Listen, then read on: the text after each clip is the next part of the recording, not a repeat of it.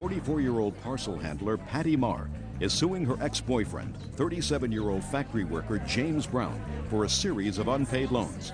James says the money wasn't a loan until they broke up. Order, all rise.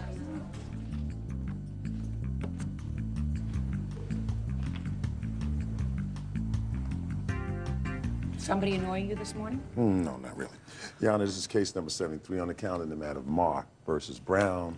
Parties have been sworn in. Judge, you may be seated. Folks, have seats, please. Ms. Marr, according to your complaint, you and the defendant met on the internet? That's correct. And began a relationship that lasted a relatively short period of time. During that time, it is your claim that you made loans to him well in excess of $5,000. That's correct, right? Your Honor. The relationship is over, you want your money. The defendant says that he made no promise to return anything that you gave him, that everything that you bought or gave him were just that, gifts, right? Correct. Give me the date when, after you met him on the internet, you met in person. March 20th of 2000. And how long did the relationship last? Up through February 27th of this year. When was the first loan that you made to him? May of 2000. Tell me the circumstances surrounding that.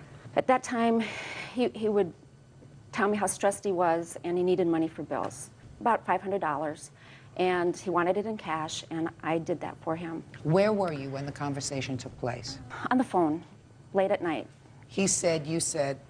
He just said he was behind in bills. He didn't know what he was going to do. You know, he was very stressed. And when he gets stressed, Your Honor, he gets chest pains. And so you said what? I said, I'll be happy to loan you the money till you can get on your feet, and it was definitely a loan. You didn't say to him it's definitely a loan. I just want you to tell me what you said to him. I said, how much would it take to catch you up in your bills? That sounds right. That sounds like something you might say to him. How much will it take? And he said $500? Mm-hmm. Is that right? No, Your Honor. Okay. You say he told you it would be about $500. Mm-hmm. And what did you say? I said, I'll be happy to get you on your feet. Okay. That sounds better. Not probably quite accurate. I'll be happy to help you.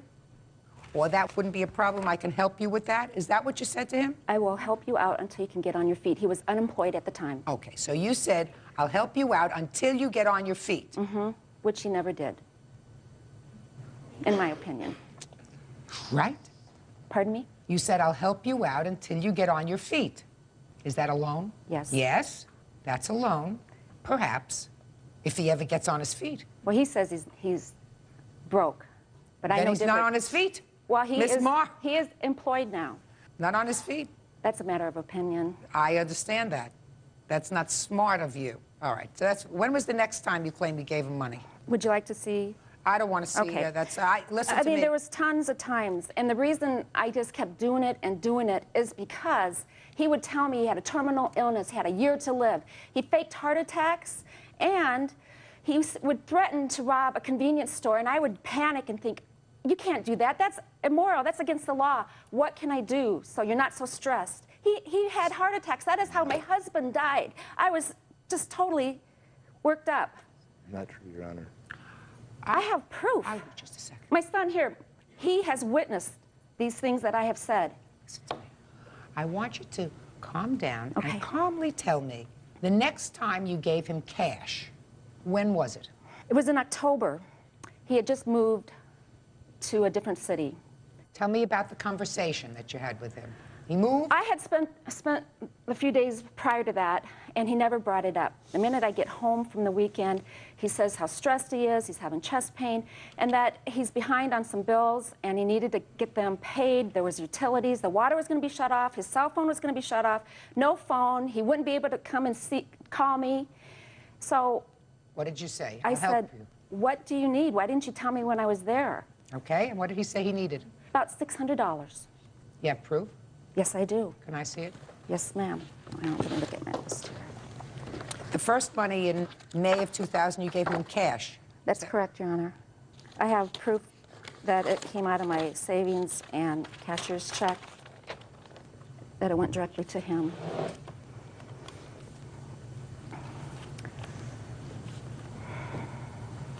I want to know the next cash item that you gave to him. There was always something, prescriptions. No, cash. I made cash deposits right into his checking account. And I have 3 times I did that in July and August. It was right after his back surgery. He couldn't work. He gave me the same old sob story. And I have all that proof right here, Your Honor. Let me see it. And that totaled $1,400 in 3 deposits. I'd like to see proof of that. Thank you, Bert.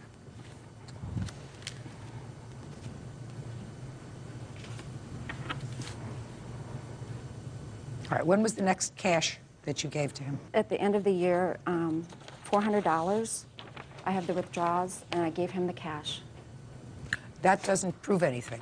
You just withdrew $400, but it doesn't show that it was transferred into his checking account. Is that right? He didn't have a checking account in town. Yes, I did. I gave it What? right to him because he came down to see me, and the only way he could come down to see me is if he rented a car, and so that's why I gave him $400.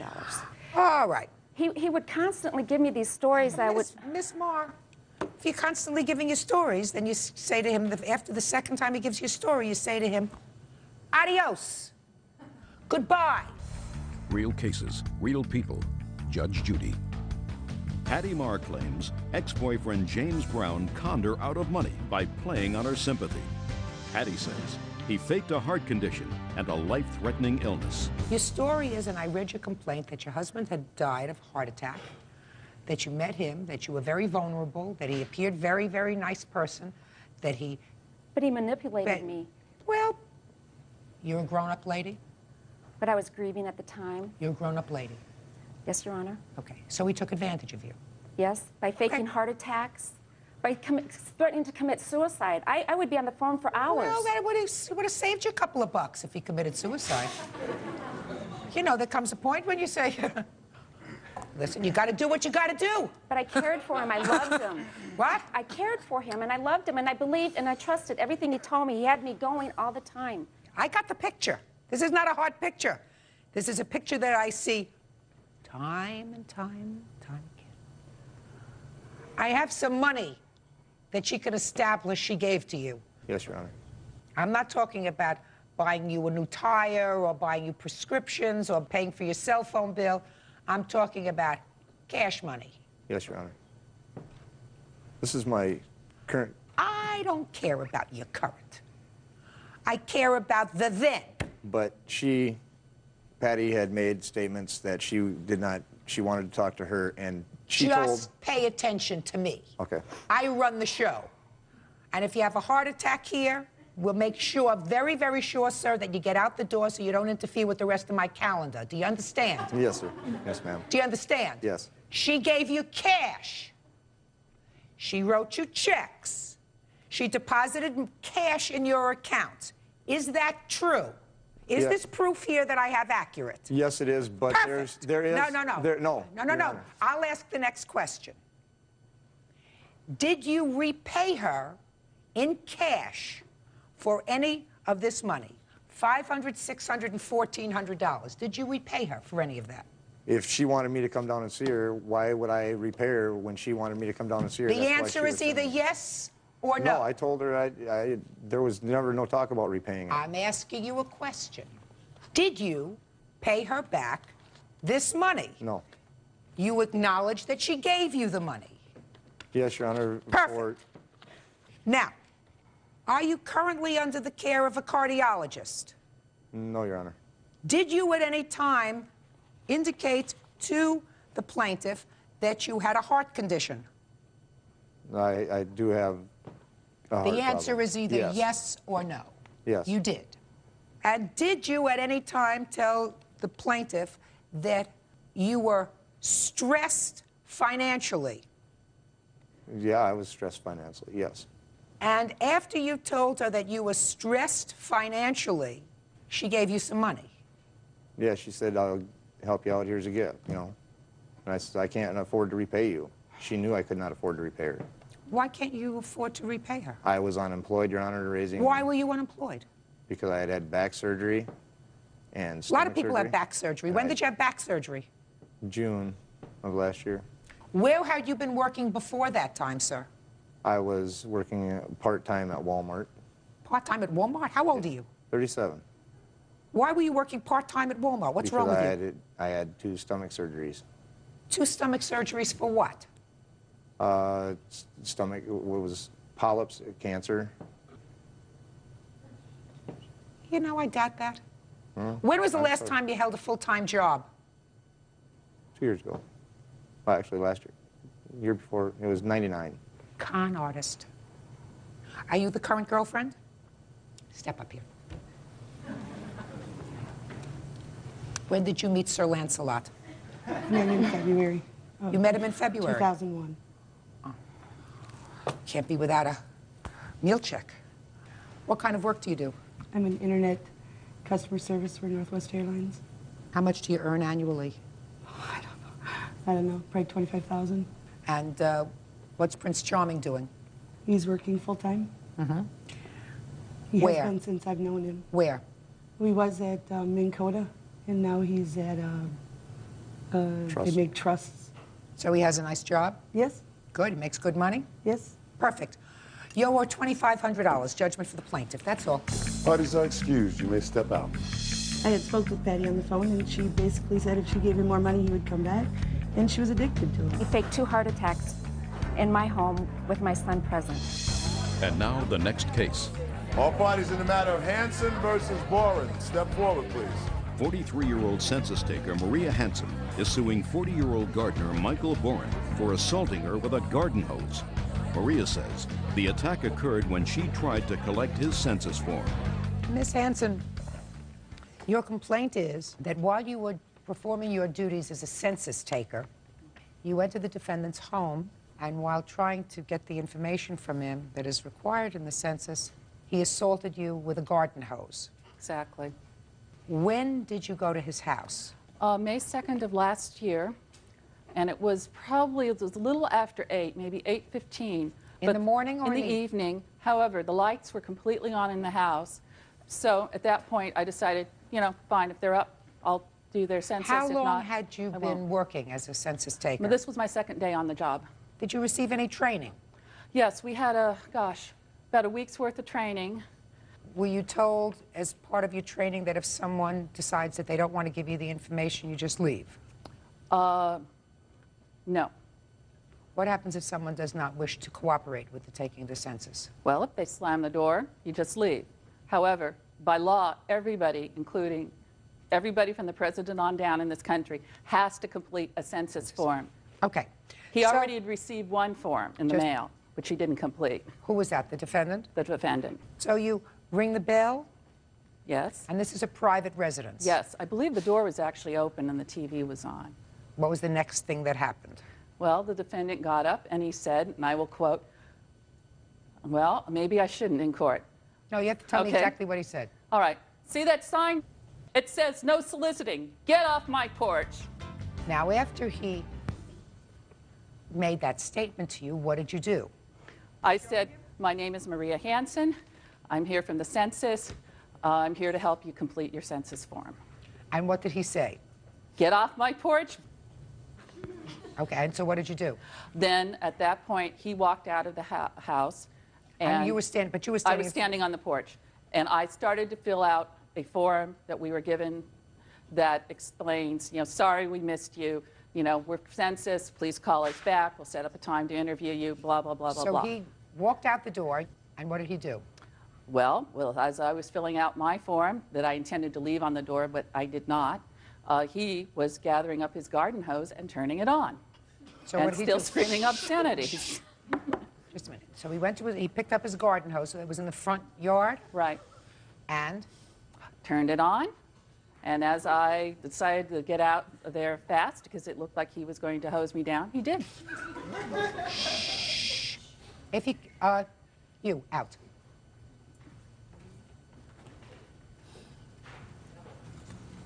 Good. All right, Mr. Borm, now let me hear your version of what happened, sir. Look at me, don't look at her. I'd say closer to 8:30. I'm minding my own business, private residence, watching television, getting a little late. Look at me. There was a knock on the door. I don't have a doorbell. I went to the door, opened the door, a tiny bit, screen door closed, and I said, Now, she might have confused that I called her name. What I did, I told her in no uncertain terms, you're not welcome here. Get off the property. No questions asked. Leave. Did you give her any opportunity before you slammed the door or told her to get off the property to explain what she was doing there, sir? The answer is either yes or no. No. What I'm going to ask you, sir, is unless you have some severe psychiatric history of which I am not aware, why would you not let this lady explain to you? I mean, she doesn't look like a psychotic person. Why wouldn't you let her explain to you what she was doing knocking at your door at 8:30 at night? I have no soliciting signs. If No, somebody... that's not my question. This lady does not look like an axe murderer. No, ma'am. Why would you not at least let her explain to you what she was doing there before you told her, on no uncertain terms, according to you, to get off your property? You're right, ma'am. Good. Then, since I am right, sir, I know I'm right, and I know that your actions on that day were totally inappropriate. The fact that you may have no solicitation signs on your property doesn't preclude you from being part of the human race. And lady came to your home. She could have just as easily come to your home for the purpose of requesting assistance because somebody was injured. She came to your home not to solicit to sell you a vacuum cleaner or a 36-piece set of Tupperware. She came to your home for the purpose of completing a census, which I am sure you received in the mail and threw away, at least once, because that's why she was responding to your location. Your response to that was to assault her. The law precludes you from doing that. Now, Ms. Hanson, Yes. suing the defendant for $5,000, and I think that that's an inappropriate amount. Okay. You weren't injured, you were humiliated, and you were frightened. I did suffer from depression afterwards, and I do have a note from my therapist about that. How long have you been seeing a therapist? A couple of years I've been on antidepressants. Okay, so you were depressed before, you were depressed after. This certainly didn't help your depression, unless you go home afterwards and say, listen, I just ran into somebody who's even in worse shape than I am, right? You know, which is something that I would have said, yeah, guy's even worse shape than I am because, you know, at least I can hold it together. Well, so you got to have a sense of humor about that. But I believe that your pride, and the fact that he did act in an inappropriate way, there has to be a statement. Absolutely. Okay, judgment for the plaintiff in the amount of $1,000. Thank you very much. That's all. Parties are excused. You may step out. Your Honor, this is case number 131 on the calendar in the matter of Wishner versus Colazzo. Parties have been sworn in. Judge, you may be seated. Sir, have a seat. Ms. Wishner, your claim is that the defendant assaulted you in a bar. You claim that she assaulted you both inside of the bar and outside of the bar later in the parking lot. Did you know her before this evening? No, ma'am. You had never known her before December 13th? Yes. Never spoken to her before? Never. Okay. So why don't you tell me about at least your version of what happened that evening? Several friends of mine, we all decided that we would meet at a local bar, then go bowling, and then go back to the bar afterwards. So we all met, and that's where I was introduced to Marlena by a friend of mine. Who's Marlena? That's you, Ms. Colazzo. Yes. And we then went bowling. Who went bowling? Mike, myself, two friends, Marlena. So she went bowling with you? Yes. Okay. I never really carried on a conversation with her because I didn't know her. Then after bowling, several hours later, we then went back to the bar to just hang out, have a couple of drinks, and just socialize. And that's when Michael had asked me that Kristen was coming down. Another girl was coming? Yes. And he had said that she liked him. He asked me if I would go along and say that I was his girlfriend. I said, that's fine. Marlena was on the other side of the bar, sitting with Kristen. They were carrying on a conversation. So Marlena, Ms. Colazzo, was sitting at the other side of the bar with this girl who had a crush on Michael. Michael? Yes. Okay. Got to get me a scorecard here. Michael and I were standing there talking. And before I knew it, Marlena had come up behind me, grabbed the back of my hair, and yanked my head back, and began to yell at me and call me a liar and said that I had lied to her. And Lied to? I had lied to her. She Okay. said that I lied to her or lied to Kristen. Michael had asked her to leave, so she had left the bar. From there, Kristen came up to me. She's like, I'm really sorry. She's like, you know, we were just standing there having a conversation. She's like, Marlena was supposed to come up and confront you and Michael about the situation, if you were lying or not. She's like, I never expected her to pull your hair. So Miss Collazo left because Michael told her to leave? Yes. And she left the bar? Mm-hmm. I wanted to know why she had pulled my hair. I went outside. I was standing there on the edge of the sidewalk. Her car door was open. She was getting into the car whenever I had asked her why she'd pulled my hair. How far away from you was she when you asked her that question? I don't know. Point I mean, to something in this room. She was probably like where the flag is behind you, the navy blue flag on the right-hand side. Okay, so pretty far away. There was a pretty good distance between us. Okay. I didn't leave the sidewalk. I stood there and figured that I would carry on the conversation. So you shouted to her, why did you pull my hair? Exactly. I just wanted to know. I didn't care. Why did you pull my hair? Is that what you said? Yes. Go ahead. From there, she had shut the car door and began yelling at me. I guess she felt threatened that Don't tell me what she felt. She shut the car door and started to yell at you. What did she say? She just called me a liar and said that I lied to her about the whole situation when I didn't lie to her. I lied, you know, to Kristen. And she approached me. So she left the car and came to you? Yes. Go ahead. From there, we continued to exchange words, and before I knew it, she had jumped on me and slammed my head up against the car. It was a Jeep Grand Cherokee. I did $400 worth of damage to the car with my head that she bounced off of it. From there, she continued to jump on me and beat on me. She had scraped my face with her nails, pulled my contact out of my eye, and every time I tried to get up and get away, she continued to jump back on top of me. I had a bruise on my left inner leg from continuing to fall. Numerous times I had asked her to get off of me, that I wasn't going to fight her. I tried pushing her away, and when I pushed her away, she then bit me on my hand. And I have pictures if you want to see. I sure do.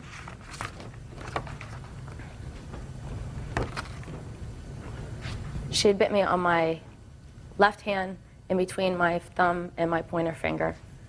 The pictures are really hard to see. I have scars on it from where she bit me. From there, finally somebody came outside and pulled her off me long enough for me to go inside and call 911 and have the paramedics come. Okay, now you hit somebody's Grand Cherokee, and reading between the lines in your complaint, I gather that somebody was forced to pay for the damage on the Grand Cherokee. Who was that? I had to pay $255.19. She was supposed to pay $220.19. And you want her to pay not only the $255.19 that you paid for the truck, but also for your injuries that you sustained as a result of what you claim was the assault. Okay, did you finish your story? I have all the medical reports, if you would like those. No, I don't need them yet, but I may, so keep them handy. All right, Ms. Collazo, let's hear your version of the events. Okay, everything's true up until the part to where we came over to talk to her. Also, she had talked to me earlier. She said she had no conversation with me at the bar at the bowling alley because earlier that day I had asked her and Mike, were they a couple, in conversation at the bar before we went to the bowling alley. And at the bowling alley, we did talk. I mean, you can't really bowl. I don't care. Okay, I'm just letting you know that we did speak. At the bar, yes, I was talking to Kristen. We were talking about the fact that Mike had told her that her girlfriend was there. And I said, what are you talking about? He doesn't have a girlfriend. She said, well, that's her right there. And I said, no, that's not her it's not his girlfriend. I said, they're making a fool of you, you know? And she's just like, I don't understand all that crying stuff. I was like, well, if you want to, I said, we can go over there and ask her right now, and you can stop sitting here being the, you know, the red thumb here and go on with your business. So we go over to the side of her, and I tapped her. She was turned around. Mike was in between us, and I tapped her on her shoulder, and I asked her the question, and she said no. And she looked at me with this face, and she's just like, well, why do you care? Why do you care? And she started getting loud in the bar. Mike was standing in between us, and he did not ask me to leave. He said, Marlena, I know you're better than this. And I said, I know I am. And I turned around, and I proceeded to leave the bar. I turned around, and she was right there, coming at me, asking me, who do I think I am, and why do I care, and why is this important to me? And she grabbed at me. So what was I supposed to do? Of course I grabbed her and started, I beat her up, but I mean, she had me, you know? And we hit the car, we hit the ground, we rolled around for a little while, and She got someone's cell phone because she was on the phone outside making phone calls, calling me a this, a that, I'm going to jail just because I'm a stupid N-word and this, that, the next, and the other. And I'm like, whatever, I'll wait here for the police. The police came. He said, are you the person who called the police? Can I see the police report, please? Real cases, real people. Judge Judy. Stephanie Wishner says she was assaulted by Marlena Collazo during an argument at a bar. Stephanie claims Marlena rammed her head into the side of a truck. So you left before the police arrived, is that right? No, I left after the police got there. He pulled up right in front of the bar. I was still out front. He looked at me, he said, are you the one who called the police? I said, no. I said, I'm just trying to get my things and leave. He said, okay. And he went inside to talk to her. Well, according to the police, you left before his arrival. Why didn't you hang around and speak to the police officer? I was right there when he pulled up, and he asked me, he said, are you the one who called the police? No, I'm not the one that called the police, but I know about this incident. You knew why the police were there, right? Yeah. So why wouldn't you stay around and give your version of the events? I didn't feel it was necessary. No? Take any prescription medication? Do I take prescription medication? Do you take any prescription medication? No. There's no excuse for this. There's no excuse for this kind of an assault. This wasn't a single assault. This was clear. She beat you up. Okay? And she has to be responsible for that. But you also, it seems to me, have some responsibility. There's no question that two of you had been drinking that evening because you started out at the bar, then you went to the bowling alley where I'm sure you were drinking beer or whatever else they serve there, then you go back to the bar and you're drinking some more. So I'm sure that both of you were feeling a little bit loose. Would that be a fair statement? Yes, we were drinking. Okay. That doesn't give you this. You understand that? Yeah. And you got involved with something that had absolutely nothing to do with you. You're talking to Christina. Christina wants to know if this boy is actually dating this girl. What does that have to do with you? And what do you have to start trouble for? You tell this girl that they're making a fool out of her? I mean, is that what a mature person does? Well, they were. What does that have to do with you? So, you had to pay for the truck? That's part of the cost of being stupid and going out and following her outside. As far as your medical bills are concerned, now I want to see your medical bills and the reports. This is the hospital report. This is the medical. You didn't see the doctor, I assume, Ms. Collazo, because you went home before you even spoke to the police. Is that right? That's it? Yes. I went home and I went to bed. Went home and went to bed. Did you go to work the next day? Yes, I did. So I assume you weren't injured. Not to the point where I felt I needed medical attention. Well, tell me how you were injured at any point. Okay, I had scratches all over my neck. Did you have any photographs of that? Did I know I was going to court? No. Did you? If you had hung around, Ms. Collazo, and spoken to the police, maybe you would have known.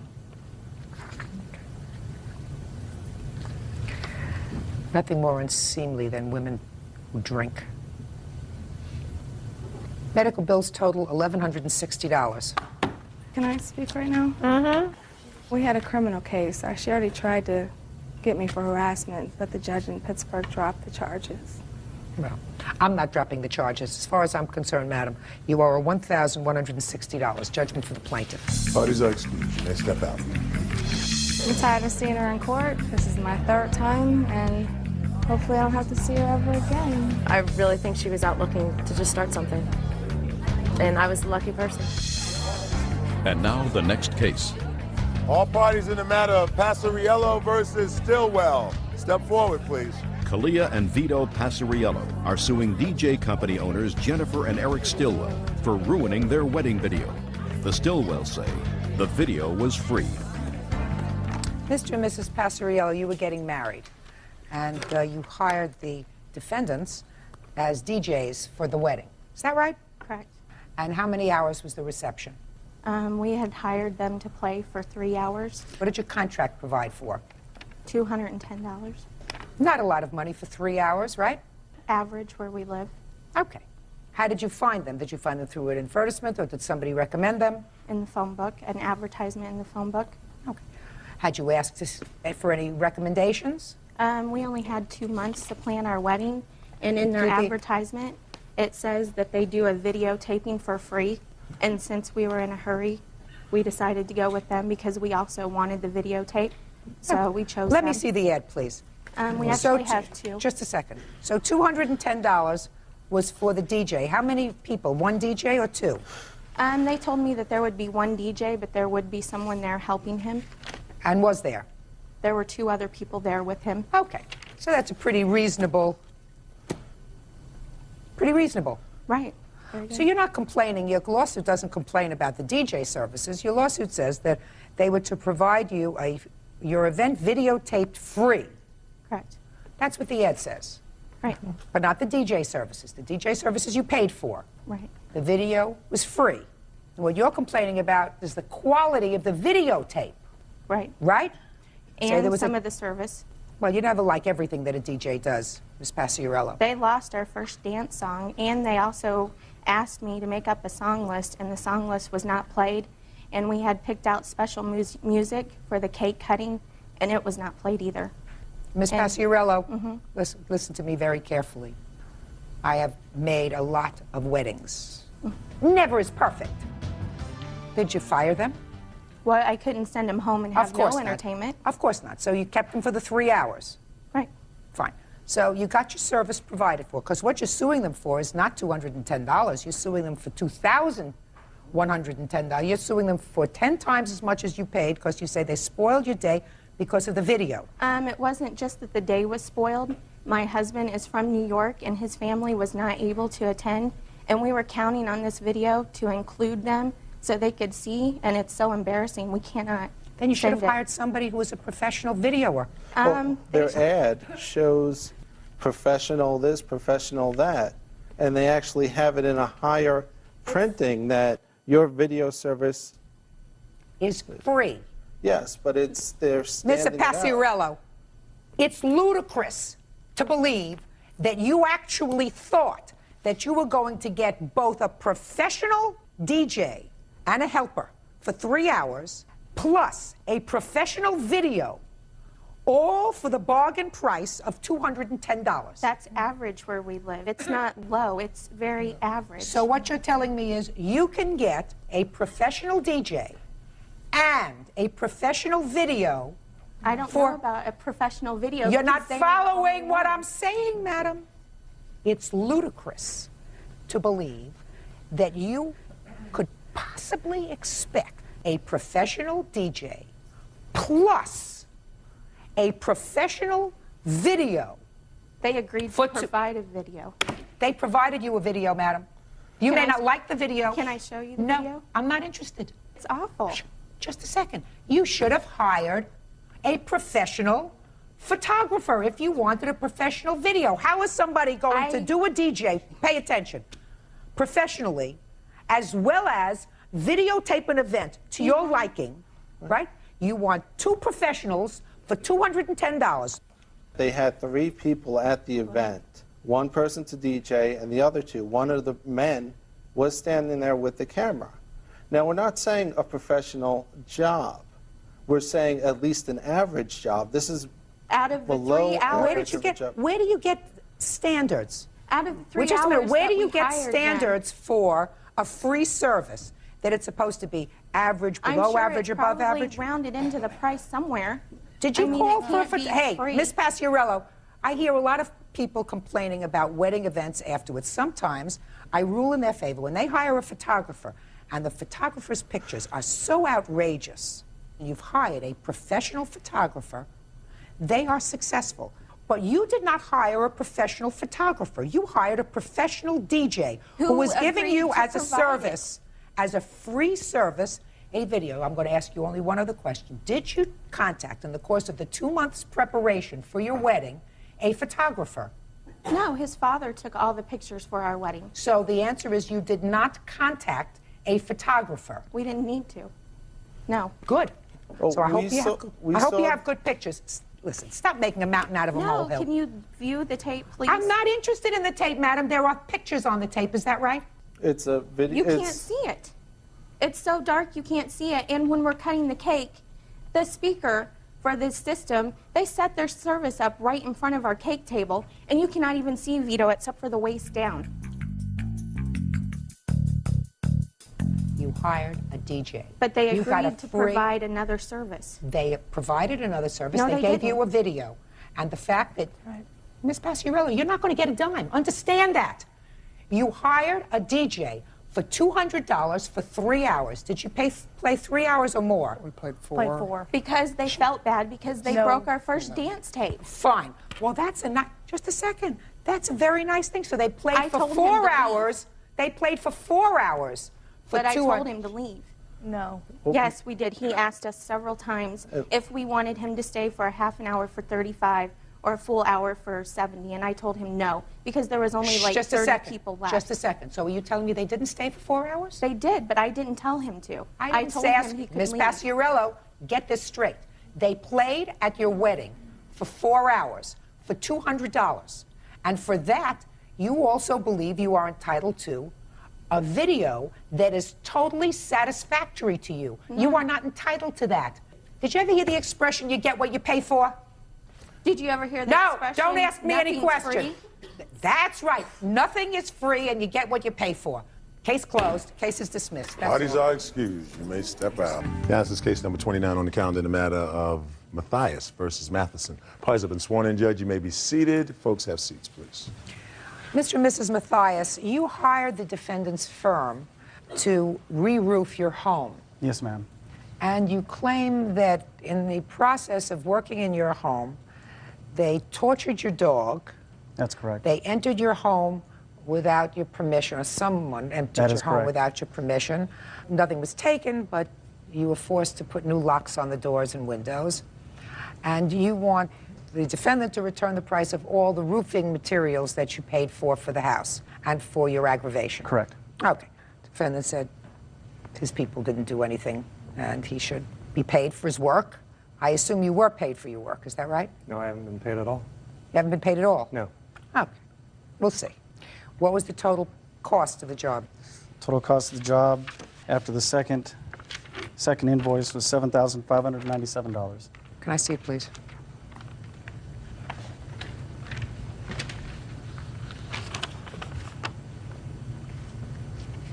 Did you give him any deposit? No, ma'am.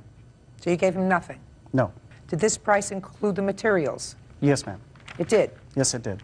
So you have paid for neither materials nor the roof? I've paid for the materials, yes. Who did you pay for the materials? His supplier. How much did you pay for his materials? $2,400. And is the material money that you want back? Yes. Okay. When were you supposed to pay him the balance? I told him that I'd pay the balance after a person of the court told me to do so on good conscience. I cannot, after what happened. Okay. Now, you were not at home when this work was done. I arrived home at 3 o'clock and 2/3 of the job was complete. You have, I assume, a witness who saw what happened. Yes, ma'am. Are you the witness? I assume you're the witness. Step up, please. Tell me your name. My name's Karen Dick. Are you a neighbor? Yes, I am. How far away from the plaintiff's house is your house? They live directly across the street. Would you tell me what you saw on that day? Yeah, typically I get up in the morning and I prepare dinner for the kids. So I got up and I noticed out the window that we have over the sink that the neighbors were having their roof done. I went on about my business, and then as I'm looking out the window, I was at the sink doing something. I noticed there was a sort of a large dog. It wasn't a big dog. It was tall, but it wasn't too big. I didn't really recognize it. I've only been in the home with my boyfriend about 8 months, so I hadn't really met the neighbors. I've only said hello to them. I noticed the dog was on Joe's front lawn, kind of in the middle of about 5 gentlemen who it seemed like they were just kind of scurrying the dog. I didn't know if maybe the dog got out. They were concerned this dog's, interfering with their work, if they were nervous. A few minutes later, I came back to the sink. I now noticed 2 of the workers have hammers in their hand, and they're swinging at the dog. The gates open, so I realized that the workers must let the dog out. So at first I think maybe they're just trying to intimidate the dog. What kind of gate was it? Was it a fenced yard? It's a fenced yard, yes. And you saw the It was open, yes. Now, when you saw them swinging these hammers, none of the blows connected with the dog? I did not see that, no. Okay. As I'm watching, though, the dog's showing no aggression, so that wasn't the issue. And the dog is kind of scurrying back, and it's sitting back on its back legs. So it was surrendering. They could have easily put it back. At this point, now they're playing a game. The hammers are getting closer to the heads. They're laughing. They're smiling. They're going to hit that dog. So I'm screaming hysterically at the top of my lungs, please stop. What are you doing? And they get my attention, so I'm standing there to make sure they understand I'm standing there watching this. At this point, the two men walk away and the dog's still there. I go back into the home, and my boyfriend's mother, who's about 82, comes into the house, and I'm trying to explain to her, because her English isn't great, I'm trying to explain to her what's going on, and I'm looking out over her shoulder. At this point, I see one of the two gentlemen with a rope in his hand starting to do this, and I know what he's going to do. And I'm watching this, and before I can react, he's already got the dog by the two back legs. He's yanked the rope, and by yanking the rope so hard, he forced the dog to flip over on the back side, and from the left side of Joe's house all the way to the front side, to the far right side of Joe's house, through the street, not on the side, but through the street, he drugged the dog on the dog's back.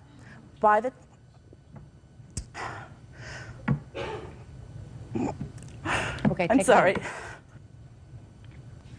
Okay, I'm fine. Was there any, when he did that to the dog, when he tied the dog's back legs, were they still right near the fenced-in yard? No. Thank you. The gentleman that had the rope was standing in the street when he picked up the rope, because he's walking down. So the dog had moved? The dog really hadn't really moved. The dog was still in the grass, from what I recall. He's still kind of on the grass. He hasn't really gone anywhere.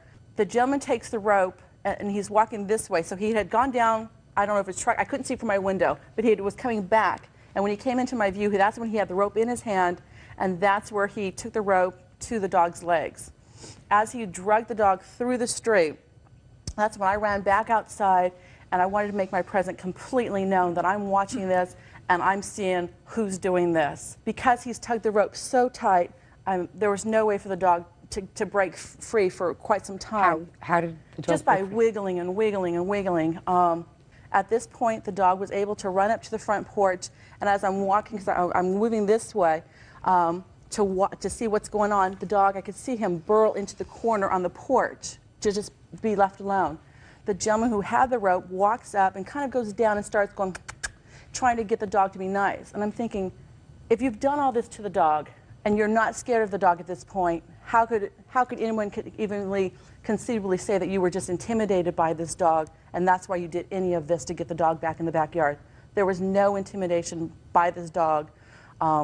So I'm just standing there. I'm not going to leave until I can see this dog put back in the backyard. Eventually, the man does sit there. He pets with the dog, and he picks the dog up, and he does eventually put the dog in the backyard, close the door. I go in the house, and I don't know what to do. Again, I don't know the neighbors that well. I'm thinking, should I call the police? I don't want to stir something up, call the police, and then have a problem with the neighbors. So I'm thinking it's better for me to advise them first. I have to go to work, so I call my boyfriend, tell him what's going on, to please make sure that they're aware of what happened, to let them know when I come home from work, I will fill him in on the details. After I'd done that, I noticed the truck was open and I saw the phone number, so I called the number to see if I could talk to the owner of the company to tell him to please come out, and I would speak to him personally. When I called, the gentleman said that I'd have to leave my phone number, someone would have to call me back, and I wasn't comfortable with that. So I figure it's better for me to let things be until I get home to bring this out. And then that evening, that's when I went over and spoke to the Mathiases and told them what I had seen. Okay. Real cases, real people. Judge Judy. Monica and Joseph Mathias claim employees of contractor Glenn Matheson tortured their dog. The Mathiases say the workers hogtied their pet. You also claim, Mr. Mathias, that the house was open. Yes, it was. Do you have a witness to that? I have a witness from our mail carrier that said that she delivered... No, you don't have a witness. If you Oh, don't have no, you're correct. I do not have a witness. I have a letter from the mail carrier. Okay, the mail carrier stated to me... You can't tell me what the mail carrier stated. Okay. You can't give me a letter. I have to see a witness testify. You see, testimony is powerful. I can make a determination as to credibility, etc. There's no question that there was no property taken from your house. I don't believe there was, no. Good. You weren't there that day, No, I wasn't. so you don't know what happened. Correct, just from what my foreman, Bernie, just told me. Okay. What's Bernie's last name? Ramirez. Mr. Ramirez, would you step up, please? You were supervising these men that day? Yes, ma'am. Were you watching them at all times? Yes, ma'am. Did you see what happened with the dog? Yes, I was there too. I was, when the dog came out, When the dog came out of where? From the yard. How did the dog get out of the yard? One of my workers go inside to collect the electric power, the extension cord, and the dog, he leave the door open, and then that's when the dog come out. So one of your workers allowed the dog to get out? Right. Were you told, sir, that there would be a dog there? Paperwork that I provide suggests that they keep the dog at a neighbor's house or inside the house. That's not what I asked. No, I didn't know there was a dog there. Okay. Go ahead. So one of your workers let the dog out? So the dog come out and start playing on the front yard. And I was talking to him by the phone, and so I saw the dog running, you know. Running in the front yard? On the front yard, in and out. And then, so I'm scared because I said, well, maybe the dog is gonna go away. So I tell my workers. So two workers come out from the roof to try to put the dog inside, back in the yard. But I never saw nobody hit the dog, nobody touched the dog. No, there was no testimony that anybody hit the dog with the hammer. Yeah, there was testimony that they were motioning to the dog with the hammer. Did you see the dog being tied up by the back legs? No. Well, that happened because there is no question in my mind that this lady is telling me the truth. Any question in your mind that the neighbor is telling me the truth, sir? I have no idea. Well, I know, if you have no idea, I'm going to tell you that this lady is telling me 100% truthfully that the dog was tied up by the legs and pulled in the street. And if your worker, Bernie, didn't see that, then he didn't see everything. There isn't a reason in the world that this neighbor, who doesn't know these people from a hole in the wall, would come to court and lie for her and pick up the phone and call your company to tell your company. I've got records that she didn't call. Oh.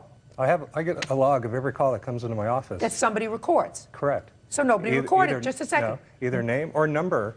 They don't care. They'll record a message. She wasn't leaving her name and number. Correct. She left a message. I show no message. That's your problem. Well, that's your problem. It states that she didn't call me. She called you. She didn't. Oh, yes, she did. I don't have record of it. Every call that comes into my office No, listen to me, gets sir. recorded. Listen to me carefully. Don't get defensive. You weren't there. Fortunately, you weren't responsible for this. But I can think of no reason why this woman, who is new to the neighborhood, would be so upset about what she saw to go outside, get the number from your truck, come inside, place a call, speak to somebody who said to her, according to her, which I believe 100%, leave me your number, somebody will call you back.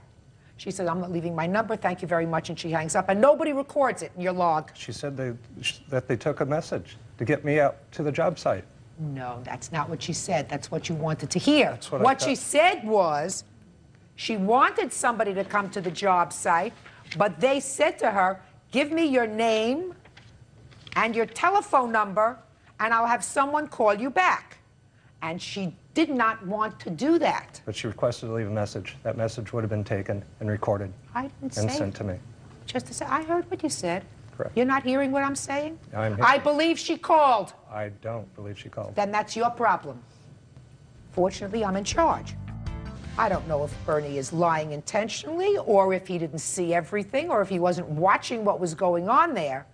You think these people are trying to scam you out of a roof? I believe they're trying quite a bit. Yes. Really? Yes. No. I think that the men that you hired did not do the right thing that day, and they were very angry. Whether or not it translates into them suing you for $5,000, I don't know. But there's no question in my mind, after listening to Bernie and listening to the neighbor, that she is telling me the truth. Bernie, two things. He either did not see everything or he's lying. Because he did not put the dog back in the pen. I've never known He Bernie did to not lie. put the dog back in the pen, Bernie. She says somebody came to the front door, one of the men came to the front door and ultimately picked up the dog and put it back into the yard after they got finished doing the stupidity that they were doing to this dog. I was told the dog was dragged back into the garage. I'm getting a lot of conflicting stories. Not from to this me. side. Of course not. Not to me. I have. Not to me. I've received a number of different stories. And the dog doesn't get taken to the vet till 2.5 days, 3 days later after I tell him, no, I'm not going to settle for this. I'm not going to take your word or your neighbor's word. I'm not going to give you a financial benefit for this. I said, what do you want? He says, I want money from you. I own your company. I want a free roof. I said, I'm not going to give you a free roof. I'll sleep on it. He sleeps on it, comes back and says, I don't want to pay your labors. You know they're lying to you. You know anyone will lie in order to get paid. Well, to this day, they haven't been paid. 2 people attached to your company did the wrong thing that day with the dog. It wasn't proven. You have It's one proof. witness. Just a second. You've got It's the proven vet to- who says there's nothing wrong with the Just a dog. second.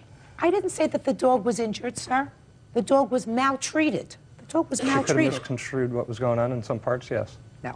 This lady didn't come out twice screaming because she was misconstruing what was going on. She was concerned about how scared she was. Call the police. The police could have been there and taken care of everything. Everything would have been solved right then and there. It's a possibility. She could have done that. She But could she have called the didn't. police. So there was Give me a reason. Think of a reason. Why she didn't call the police? No, think of a reason why she would lie. I can think of a reason why Bernie would lie. Why is that? Because he was responsible. He was the foreman on the job. He was responsible ultimately for the performance of his men and He's what they performed did. jobs I'm for me for 12 years. I'm speaking. He was responsible ultimately for the performance. And if he came to you and said to you, I did in fact see two of my guys who didn't know what they were doing, who were just sort of fooling around with the dog, and one did put a lasso around the legs, but meant to put it around the head to get it back into the house, or he didn't see everything, or he figured, say nothing. I can think of a reason for him to lie. I can't think of a reason for her to lie. And I can't think of a reason for him to lie. Well, I can. So, and that's the only thing that counts. So, you have to prove damages to me, sir. What were your damages? So far, you got a $7,500 roof for nothing. Yes, ma'am. The hardware replacement for the door locks and everything. Listen to me.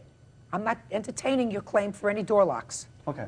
Because as far as I'm concerned, they didn't do anything with regard to going into your house. Okay, I felt in good conscience I should pay the materials for the roof. I'm not going to pay him until an officer of the court tells me to pay him for the labor. Well, that's not... Or anything like that. Yeah. The pet clinic was $31. Let me see the vet reports. And all the material has not been paid. I have the receipt for Material that, Your from Honor. ALL has been paid, but not material from my yard. Not all material came from ALL. Your countersuit is for $4,500 for defamation of character and lost wages. The defamation of character, I assume, has to do with these people saying things about your business. Correct. Contacting the Better Business Bureau, threatening to contact the newspaper, and degrading my company. They are entitled to do that. Your Honor, he's also put a lien on my house, I believe. I have every right to lien the house. I haven't been paid for the You're job. absolutely right. Is this lawsuit supposed to determine that? No. So then why am I hearing your countersuit?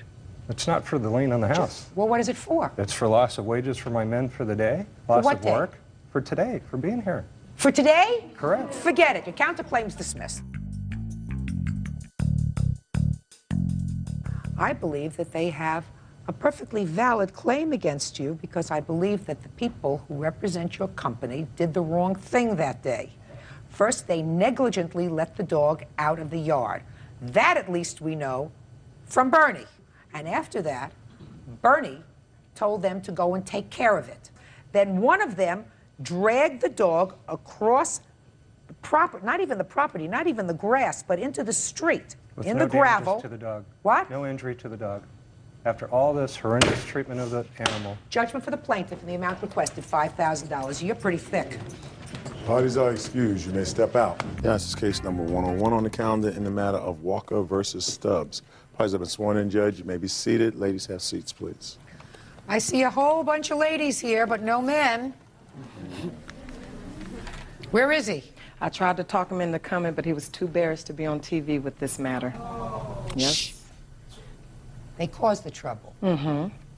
This is true. And they just drop it and walk away. So, ladies, let's us have a little talk. Yes. You want me to leave? No, you can stay, Bert. You're close enough. You were seeing the defendant's husband. Right. Yes.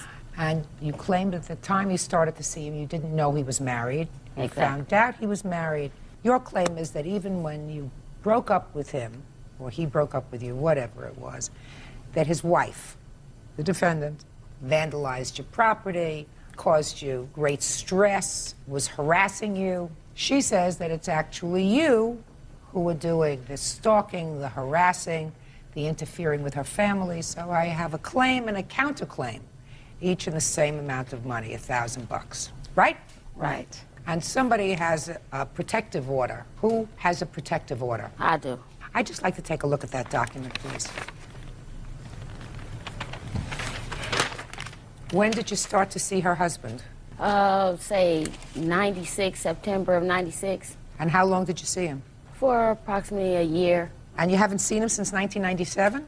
Well, actually, I haven't seen him since like 99. Actually, I've seen him, but not as a relationship. I've seen him. For him fixing my car. He has a shop. He's a mechanic. But since 1999, you haven't had a romantic relationship with him? No. You telling me the truth? Yes, I mean, I'm married and everything. I've gotten married and everything, so. It's over. Been over. All right. You have any information? Yes. They've been seeing each other since? She was just trying to convince me that she was still dating him just last month. How was that? She was calling my cell phone, and I have my cell phone bill. When she was in the hospital and she was so sick, but she had enough time to call me continuously. Did you call her for any reason? Well, actually, she called me, and she came to my house and left a letter at my house on the 12th of April. This is how this whole thing started. She came to my house, left this letter right here, which is the same date that she broke the window, which is the pictures right here. Just a second, just a second. Did you send this letter? I did. Could we talk for a minute? Mm-hmm. Yes. Like grown-up gals. Mm-hmm. You have a husband? Mm-hmm. He's your problem. Mm-hmm. You want to have anything to do with her husband? No. You believe that? Well, I believe it now. Do you have children? No, I don't. I have custody of my niece, though. How old is she? 9 years old. How long have you had custody of her? Well, like the last 6 years. She's been with me for about 6 years. And you have a husband? Yes. How long are you married? Since August 26th of 2000. Is he a nice man? Very. What kind of work does he do? In the oil refinery, the oil field. And do you work? No, I don't. So you stay home and take care of your niece? Exactly. Any reason you want to have grief with this lady? Well, no, I don't have a problem with her. How old are you? 32. Any reason why you should want to have grief with this lady? Or grief in your life? No, but what I'm saying is, the answer can I is explain no. myself? The answer is no. Okay. Right? You don't want to have any grief in your life, right? No, I don't. You have children? Yes, I do. How long have you been married? I've been married 6 years. Does your husband work? Yes, he does. What kind of work does he do? He's a mechanic. You have to find someplace else, by the way, to have your car fixed. I know you haven't been back there in a while. Find someplace else. There are lots of mechanics. No problem, you're right. Because that just starts trouble. You know what I mean? Yes. You don't want to have any further dealings with her, do you? Never did. So why don't we come together, ladies, and come to terms with the fact that all of this trouble started because a guy was cheating on his wife, using 2 women at the same time. Because he didn't tell you he was married, right? No, he didn't. That's what you told me. And I'm sure he didn't tell you he was fooling around. Can I say something? Yes. When he was cheating with her and she found out he was married, she thought she should help him to destroy his marriage, and she started calling my job to tell me what color underwear my husband has on as if I didn't wash them. Just a minute. Let me tell you something. He was the user. Mm-hmm. Because if he conned her into thinking he was available, he allowed her emotions to run full circle. And all of a sudden, she finds out he's married. It's much easier to take things out on each other than it is to take things out on the person who's responsible, and that's the guy who was afraid to come to court today, right? Right. Why should you two ladies be dumb enough to suffer for what he did, which is really what you've been doing to each other? Both of you have been doing it to each other. Mm-hmm. Both of you. And that's ridiculous. He caused the trouble. You know, he makes a mess and he walks away, leaving 2 ladies to fight over him, and he's probably enjoying it, and he's probably not worth it. Very few of them are. Real cases, real people. Judge Judy. Natalie Walker says her ex-boyfriend's wife, Deshaun Stubbs, broke her living room window with a bottle of Snapple. Natalie also claims Deshaun slashed her tires and wrote defamatory statements on her garage door. Yeah, what do you want? Tell me. Yes, I would like to just say, that's really not the problem, wanting him or nothing, or bothering her or nothing like this. My problem is, this Easter I was in the hospital, and she came up to the hospital 2 days in a row, you know, to confront me and fight me. We had a fight. I have to report everything at the hospital. This is the problem I'm having with her coming to where I am, you know what I'm saying, as a patient in a hospital and create problems for me. I read that, and I read that you went to the hospital twice. She was in the hospital. She was. And I did not assault her, and if I did, I would have been arrested. Why did you go to the hospital? She asked me to, and here's my phone bill to prove it. She was calling me, and she was so sick, but yet she wasn't too sick to call me on 439, 442, 518, 519. Why, just a minute, why did you call her house? No, her cell phone after she called me. I never called her house. No, I didn't. Why did you call her cell phone? Because she had previously called me, and I star 69'd her back. That's how I called her back. What did you say when you got her on the phone?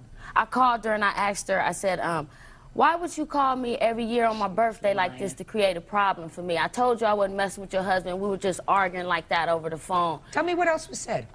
Then she hung up, and then she called me back, and she was like, well, I don't want to cuss. Well, like she said, like I told you, I'm going to make sure you don't mess with my husband, and this is what I'm going to do to you. I'm going to come. I know where you at. You know I can find where you are. How many times did you call her on her cell phone that day? Twice. What'd you call her the second time for? Well, because she hung up. She hung up in my face while we were arguing after she said something. So what'd you call her back for? To make my point. So what was your point that you made to her? That I wasn't messing with her husband, and I'm very tired of her coming around every so often. You told her that already? Well, that was the point I was steadily making. So then she comes up to the hospital? Yes. And she came up to the hospital twice? Yes, 2 2 days. And the second time you had her arrested? No. Well, no, both, they just wrote it out. They didn't arrest her neither time. They escorted her out one night, and then the other night, it's all in this report. What Fine. happened. So if you would like to see No. The second time she came up, she also says it was a mistake. It was the mistake to go to the hospital to see her the first time, right? It was a mistake. And it was a mistake to go to see her the second time. It was a mistake. She baited me there. I don't care whether she baited you there. Come on. It was a mistake. It was a mistake. You got how many children? I have 3 stepkids and a child me and my husband have together, but we take care of all 4 kids. So you have 4 children to take care of. You got better things to do than to go to the hospital to visit somebody that you can't stand. Look, as a result of that, there's an order of protection against you. I filed one against her as well. But I don't have it. Well, that's because I just filed today. Well, but you filed today. Listen to me. She will She get it. has one And against she'll get you. it. She'll get Order hers. of protection. You have to stay 100 yards, 100 feet, 100 miles away from her. You're not supposed to go near her at all. Which was violated yesterday. I did not come within no 100 yards of you. Yesterday, she brought 2 of her friends to my house. They were at my house when I got home. And I was going home to take these pictures to bring to you of my window, so I had a camera with me. Let me see the window pictures. And so what I did was, while they tried to run off while I was calling the police, I took a picture of them leaving down the alley because I had the camera. And I got an incident report number that they took yesterday. That would not be a picture of me, Can Your you give Honor. her that? Because this is the report And that's not number. a picture of me. And I also have a picture Because of her you was window. in the car, that's why. Yeah, but I wasn't You have a picture of a broken window here. When was your window broken? On the 12th of April. The same time she dropped the letter off. Okay. Did you see her break the window? Yes, I was there because I have bars all around, and I have a bar door. I can open my door without going out and see her and everything, the way my house How did she break the window? With a Snapple bottle, Snapple juice bottle. She threw it as she was leaving or whatever. She threw it into the window. After she put the note in your mailbox? Yeah, she came in the yard, put the note, banged on the door, of course. I yelled to her that I wasn't going to come out, be trying to fight with her. And she said what she had to say, cussed and did what she had to do, got in her car and pulled to the side because you see my gate right there next to the alley and just threw it. That's that side window by the alley right there. You have a bill for the window? Yes. Well, I have an estimate. Yes, I do. I'd like to see an estimate for the window. This for the window and the actual tires that she put on the flat. You'll tell me about that in a minute.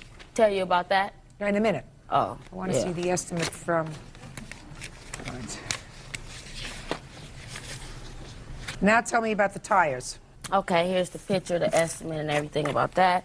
Wow, this was like right after Valentine's, right? What year? After this year. She came over once again, banging on the door, yelling, talking about come outside, what she would do to me. I tells her once again I'm not coming outside, so she takes a knife. This car was right here in front of the house, and just stabbed the tires. You have a police report on that? Well, actually, this right here, on the 12th, I just made a report. It's just an incident report. I don't have like this right here. This was from '99 when she ran into my garage. I don't want to see that. Yeah, it's ridiculous. God. I also want you to see this, Judge Judy. She is lying. See what? This is just a report from the hospital and from my niece who was actually there. Let me see. When we, you know, I want you to see When that. I beat her up. There you go. What you got? What kind of conversations did you have in the hospital? First time she came. On Saturday, when she approached me, it was at the nurse station, she said, I want to know what my husband brought you for your birthday, if you got anything. And I'm like, what? How you gonna come to the hospital and ask me about what your husband got me for my birthday? And so she started cussing. She said, because that's my husband, and I told you to stop messing with my husband, and we got to verbally arguing, and she swung and hit me. This is how my IV came out that particular day, because I had to have surgery to put another one in. And 2 nurses came, the security came. My niece was standing right there with me because I was walking her to the elevator to leave. That's why I was out of my room, period. And they just broke it up. They detained me, put me into the supervisor's room or something, and they just escorted her out. Then that morning After that incident, I'll get you in a minute. Okay. After that incident, did you call her again that night on her cell phone? Did you call her again? No, I don't believe I called her that night after that. You don't remember whether No, you I called her honestly that don't night? think that I called her that night. No, I don't. Okay, what time of the day did she leave the hospital? That night, this happened about 9:30 at night. At night? Yeah. Okay, do you have any phone record after 9 o'clock at night? I Did wasn't she there call at you? 9. What time were you there? It was like 8 o'clock, 7 or 8. It was before 7, visiting 8, hours 9. are Did you have any after phone record visiting hours. after that she called you? Actually, Your Honor, I turned my phone off and she Just just the, left me. the answer is either yes or Okay, no. no. Okay. I don't have it Fine. here. Fine. Now, the next day she came back. Is that right? About 10 o'clock Easter morning. What happened when she came back at 10 o'clock in the morning?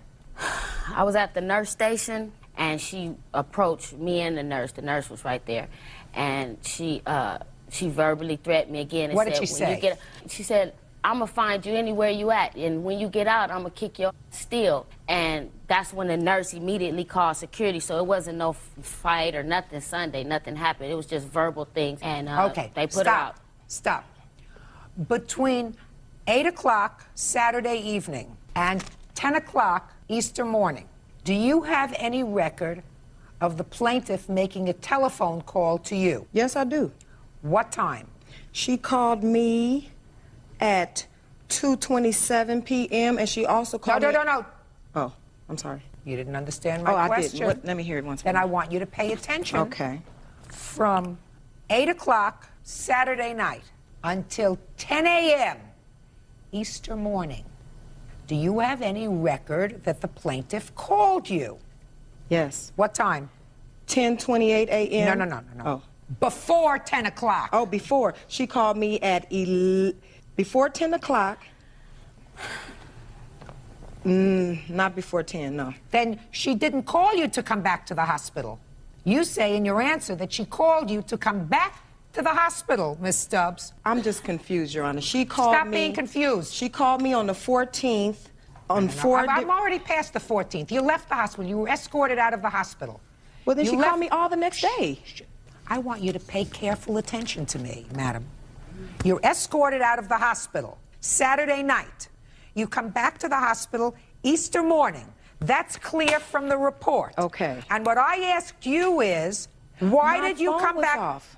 Your phone was off, Yes. so she did not call you. She did. She left me messages. She left me messages all morning. She called me. Yes, she did. Oh, well, I don't have those messages. That's You have- because my phone was off. You have those messages written down? No, I You have more- erased them. Oh, well, that's too bad. Then I don't believe you. Your Honor, her number's all on here. She called me. You understand what I'm saying to you? She did call me to come back. No. No. And if she did and you went, you shouldn't have. All right, let's hear your counterclaim. 1, 2, 3, mental anguish. Your Honor, I have my doctor's statements. I don't read doctor's statements. Okay, well, she used to call my job with her sexual harassment, you know, and I would have to leave my job at times. If she had a date with my husband, you know, being the other woman, she would call me, you know, and rub my nose in We're at talking work. about 2 years ago.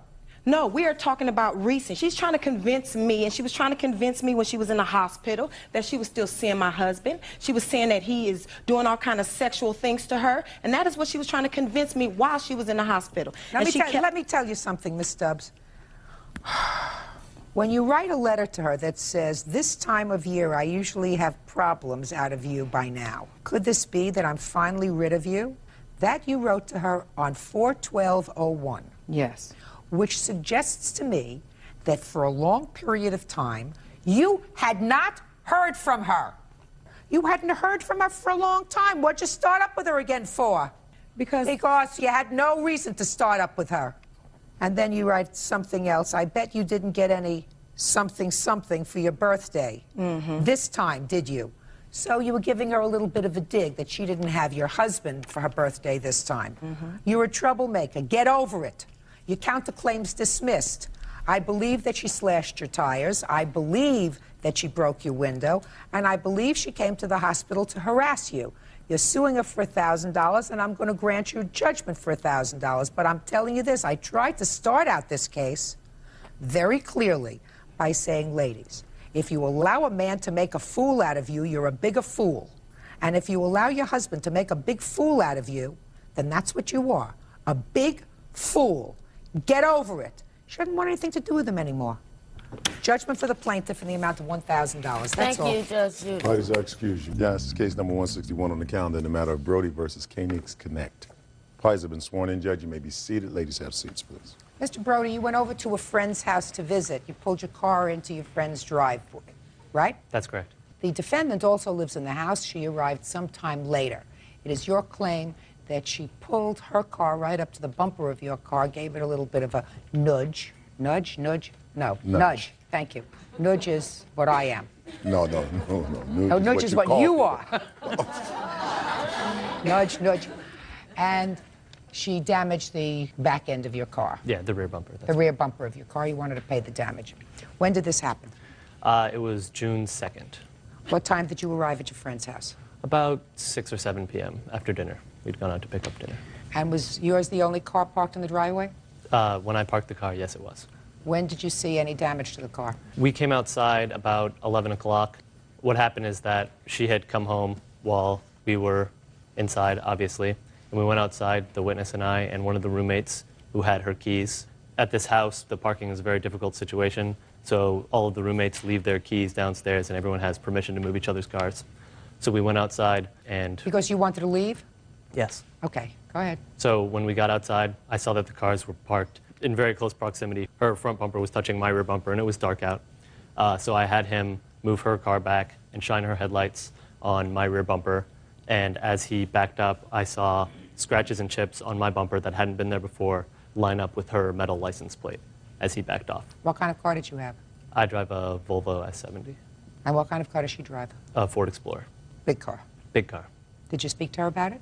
Yes. We went inside, and one of the roommates got her from upstairs. She came downstairs, and I asked her if she knew if she may have touched my car. And she said, indeed, she had. She had tried to move it forward a couple feet. Ludicrous. I don't want to hear you yet. I'm sorry. She tried to move it forward a couple feet because she was sick of getting tickets for having her car hanging over the edge of the driveway because it's the city's property and you can get tickets for that. And she also said that she thought that people did that all the time, and she thought she could move it because her car was an SUV and mine wasn't, so she didn't think it would be a problem. And I told her that there was damage on my car that hadn't been there before, and I expected her to pay for it. She said that was okay. She apologized. She asked me if I knew how much it was going to be. I told her that I didn't, but I thought it would probably be a couple $100s. I offered to let her go outside and look at the damage. She declined to do that. I told her that I'd call her with an estimate. She said that was fine, gave me her phone number, and I left. And did you call her with an estimate? I called her 11 days later with an estimate for $307, which I have right here.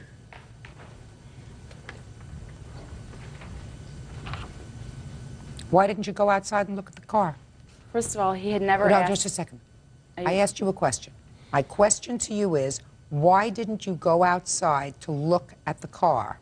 Well, there's a problem with that statement, and that is that he never asked me to go out and look at the car. Did he tell you that he believed that your car had caused damage to his? No, all that he said was that, you know, I noticed the cars were very close, if there should be a problem, can I give you a call? And I said, absolutely. Here's my phone number. I knew that there wasn't any damage done because I knew I hadn't hit his car. I expected to hear from him if there was a problem. 1 day, 2 day, 3 day, 5 days later, no call. I assumed there was nothing wrong and that I was indeed correct, that I hadn't damaged his car. All of a sudden, That doesn't 2 answer weeks my later, question. Clearly, when he came inside and spoke to you, you had some indication that he believed that there might be some damage to the car.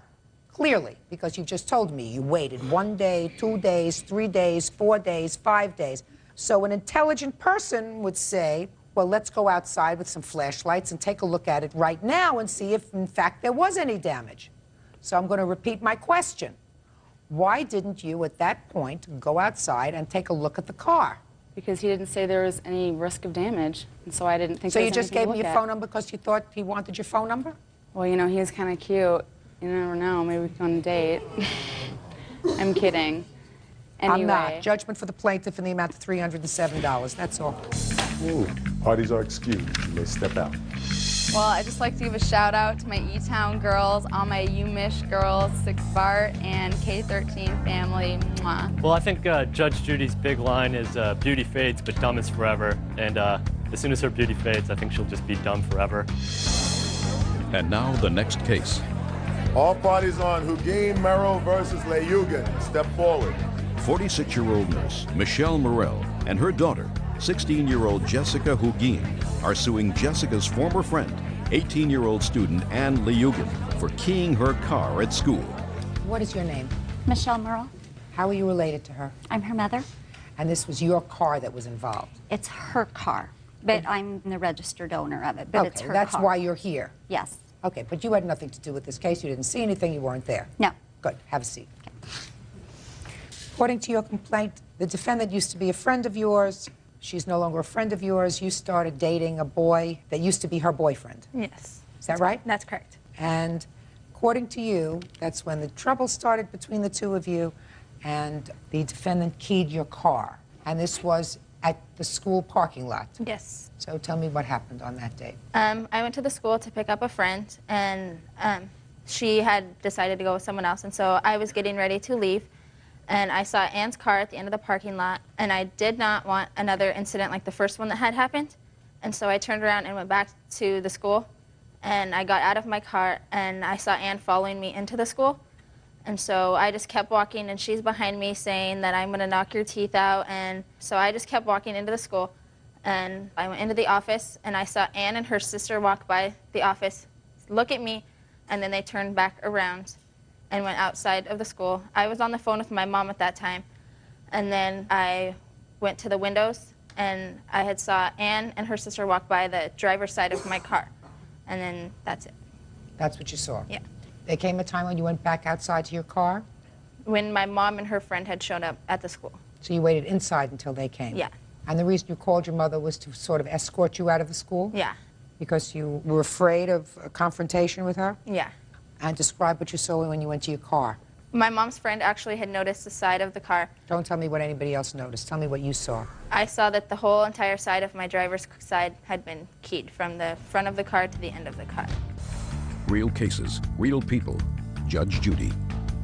16-year-old Jessica Hugin says former friend, 18-year-old Ann Leyugan, keyed her car and is denying the charge. Let me see the photographs, which I'm sure you have.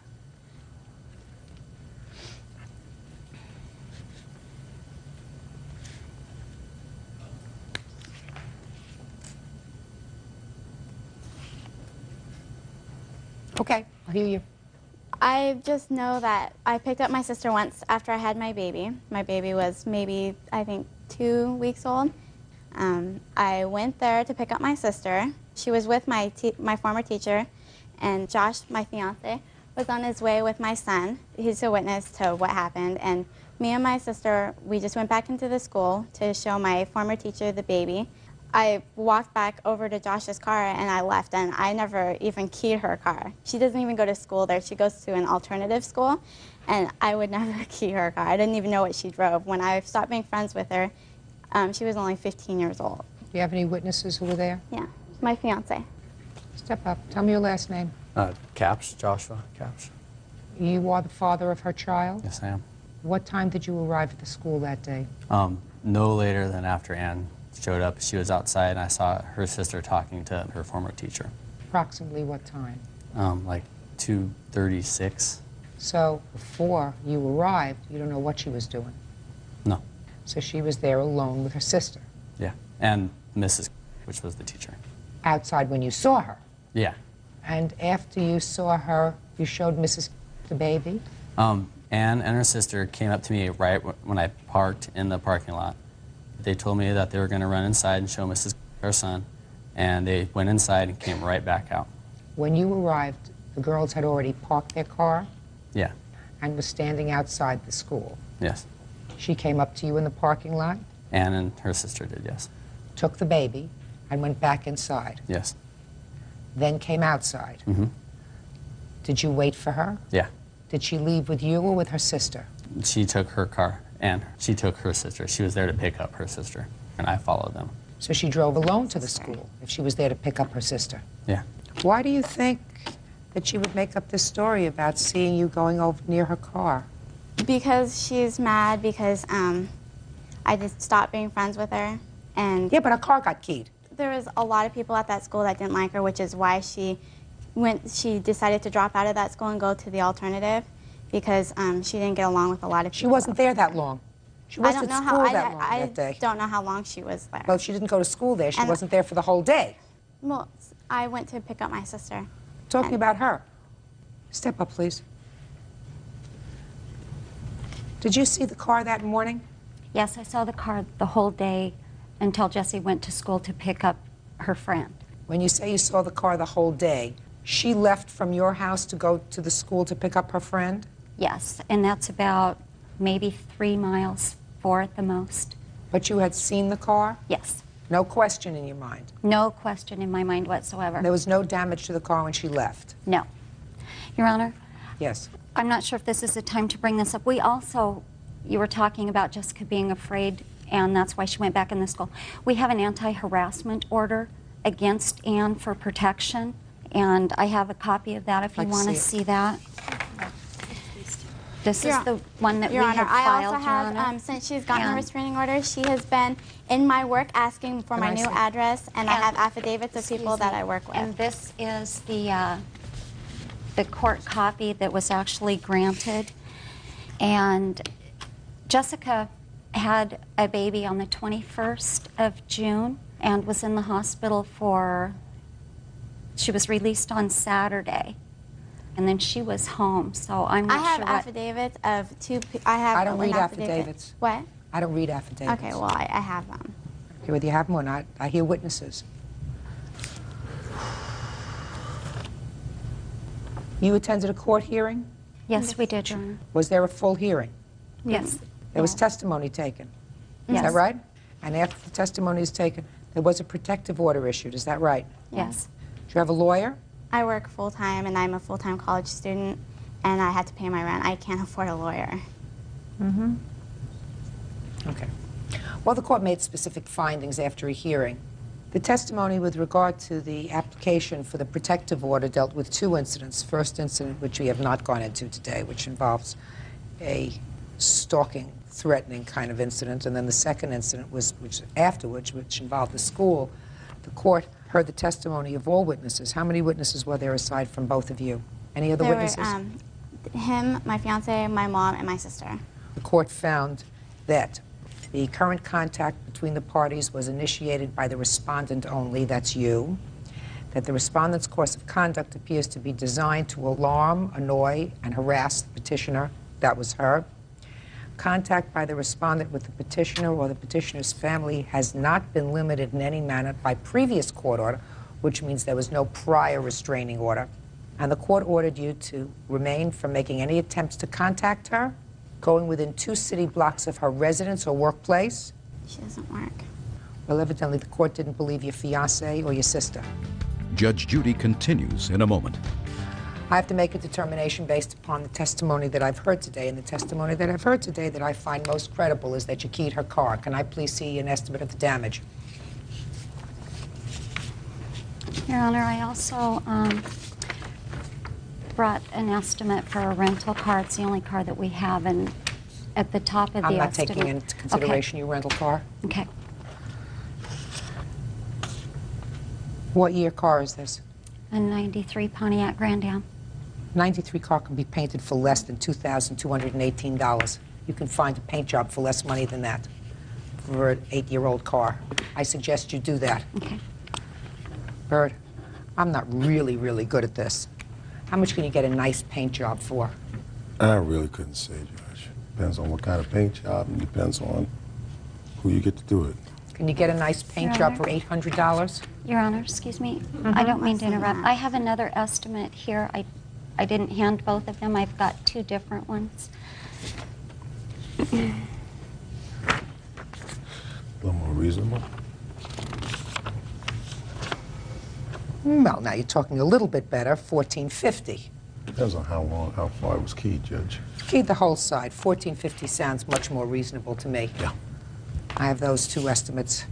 You should have handed me both. Judgment for the plaintiff for the amount of $1,400. That's Thank you. Parties are excused. You may step out. He slept with my ex-boyfriend. I hope that Ann will just leave everything in how it is. He doesn't say that that's his kid. I'm just glad it's over, and I hope Ann will put this to rest and leave us alone. He just doesn't even know who the father of her child is. Get my car fixed, that's all I want. I think that there's a lot of girls at Mount Spokane that hate her guts, and anybody could have done it. If someone's gonna follow me into the school, more than likely, she did it. And now the next case. All parties in the matter of Yim versus Barbara. Step forward, please. 30-year-old clothing marketer O'Larry Yim is suing her ex-boyfriend, 41-year-old Patrick Barber, for the return of a computer. Patrick is countersuing for a separate computer. Miss Yim, according to your complaint, you and the defendant were friends. Sometime in December of 1999, you purchased a computer. You already had a computer, but you bought a new one, a very expensive one. You say that since you didn't need both computers, you allowed the defendant to borrow it, and he had it in his possession for a considerable period of time. Sometime in the summer of 2000, you decided you wanted your computer back. Is that right so far? Correct. The defendant said, I thought it was a gift to me because I had done some work for her when she was on this trip to Cambodia, right? See Sure. how I read your papers? Absolutely. So what I said to you is, I've already put a lot of my software in the computer. Let me buy you another one. And he bought another one, a laptop, which he gave you. Correct. And on what date did he give you the other computer? I would say approximately July of 2000. July of 2000. And you kept that computer for a while. Yes. For how many months? I still have that computer. Which you accepted. Is that right? Yes. Then you changed your mind because you say that it wasn't as good as the computer that you had let him borrow. Correct. Is that the idea? Is that this case? More or I mean, less. so now you want the value or the return of your more expensive computer. Yes. Wrong.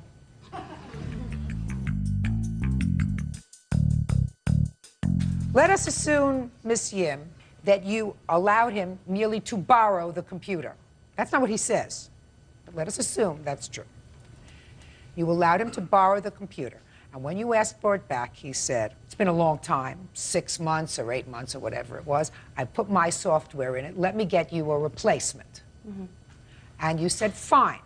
And a year ago, he got you a replacement. And you accepted it. That means the contract is over.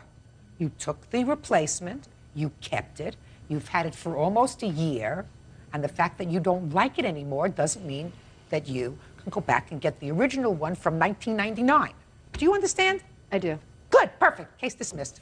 Oh. Parties are excused. You may step out.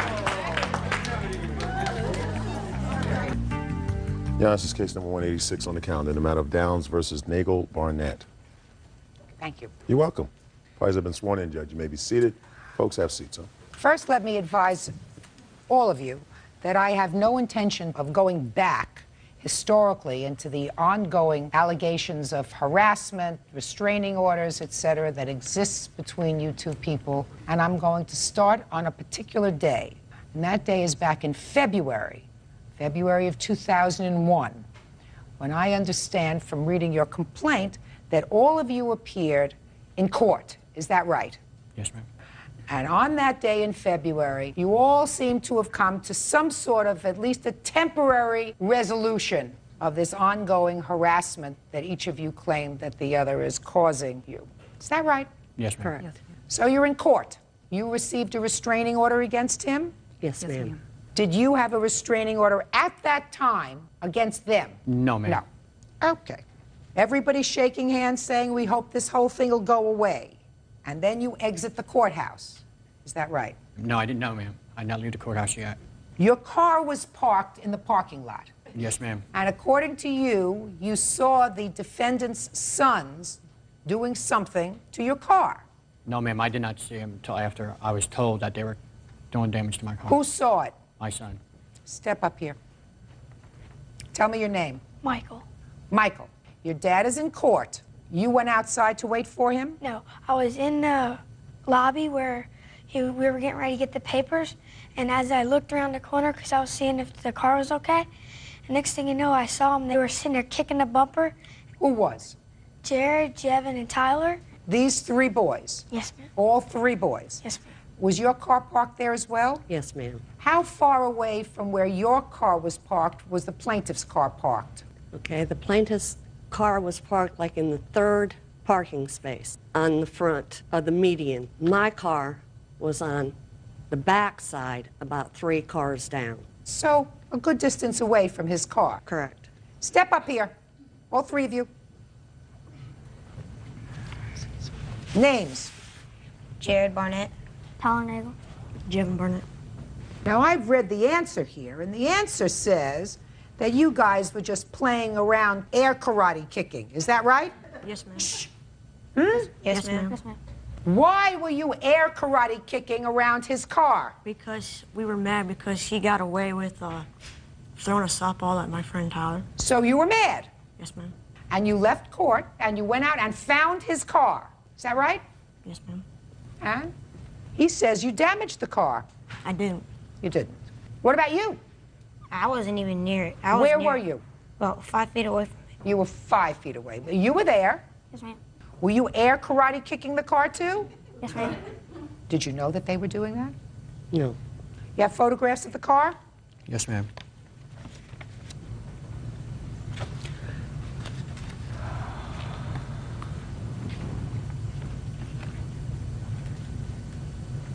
Where were your parents when you were kicking this car? They were just leaving. Were they inside the courthouse when you went outside? Yes, ma'am. You went outside first? Yes, ma'am. We were going to the car. Hmm? We were going to our car. Which car? I was going to my car. But you weren't going to your car. Yes, I was.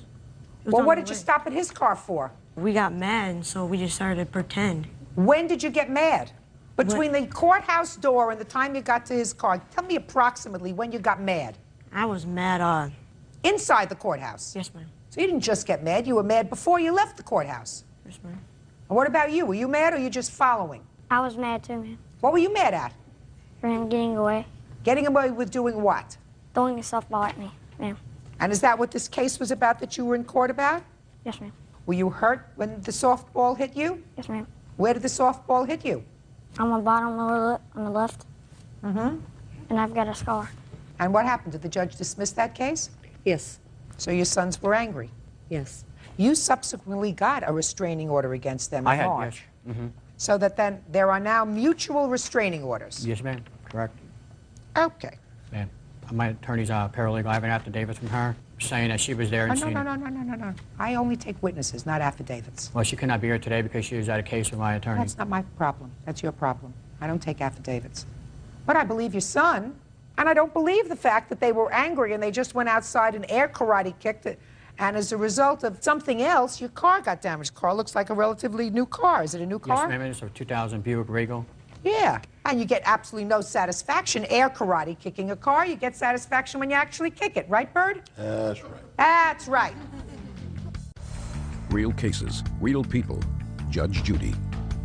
Anthony Downs says 11-year-old Tyler Nagel, 11-year-old Jared Barnett, and 13-year-old Jevin Barnett vandalized his car. The children deny the charge. So how much did it cost you to fix the car, sir? I have a lot of different bills here. Did $500? Or That was what we had to pay at the end, yes, ma'am. was your deductible? Yes, ma'am. Okay, that's what I thought. Okay, So now we come to March 8th. You have a counterclaim. Your counterclaim says that he violated the restraining order, and that's the only thing that I'm going to hear. Somebody want to tell me about it? We do not deny that the boys were in a place where they should not have been, but we are denying all the allegations. Good, and I find that they kicked his car. I find that based upon several things. Quiet and listen. Okay. I don't believe them that they never came into contact with the car with their shoes or their feet. I believe that they were angry because little brother over here got hit with a ball. They felt it was his fault. Judge dismissed the case. They went outside, and little boys don't get any satisfaction air karateing a car. They get satisfaction if they actually come into contact with the car. And unless the air karate kick fairy did this damage to the car, somebody did it. So I find that they did it. Now let's move to your counterclaim, madam, which is the only thing I'm going to hear right now. Got a restraining order. You say that there was continual harassment after that. After we filed the restraining order... How are you related to this case? He's suing me, too, because those are my children. Which children? This one and this one. Okay, go ahead. Okay, I was coming home from picking up my son, Jared, from the roller rink, and I pushed the button to open up my garage door, and he was coming from the side of my yard, down my driveway, and in front of me. Yes. So I called her husband, because my husband was gone, and he came over, and then we called the police. And what happened? They went over there and talked to him, and he said that he was in bed sleeping at the time, and that there was nothing we could do because there wasn't a third party involved. So you saw him walk from the side of your house? Yeah. What's next? He was running, ma'am. Running. What's next? I have pictures where he was on 3 different occasions taking his children to school. I have pictures of him driving by the house where he could have taken 3 to 4 other routes, which were shorter than the one he took, but I feel he took these just to make himself known that he was there. So he drove his children to school and he could have taken a different route and avoided going on your street. Is that what you're saying? 3 or 4 different What's routes. next? Anything else? Yes, ma'am. I don't want to hear you. I still have 2 court documents stating that there was no damage to the car. Listen carefully to me. I find that there was damage to the car as a result of your boys kicking the car. They practically confessed. The only thing they didn't confess to was that their feet, when they were doing the karate kicks, actually came in contact with the car. I don't have to repeat it to you 20 times. They were seen doing karate kicks to the car, and there's damage to a brand new car. Should have watched them more carefully. Your counterclaim's dismissed for harassment. Listen to me. The matter was resolved as of February 16th. The only thing that I'm entertaining is the damage to your car. Listen to me very carefully. That cost you $500, right? And a car rental. I don't care about the car rental. We had to rent a car because it was getting fixed. Do you think that I believe that when there is an ongoing problem with harassment between 2 families, listen to me very carefully. You're not receiving. When there is ongoing problems with 2 families, like there is with these 2 families involving children, that all the adults aren't a little at fault? I believe that they're all a little at fault. The adults. All the adults. Can I say something? The day that the restraining order took place is the day that, before this court date, they said I did this to her house. I'm dismissing her counterclaim for harassment, sir. You have to understand that. If you listened instead of had your own thing going on in your head, you would understand that. I don't find driving down a street or coming from the side of her house harassment. Do you understand that? Yes, ma'am. Now, so now you're in a receiving mode.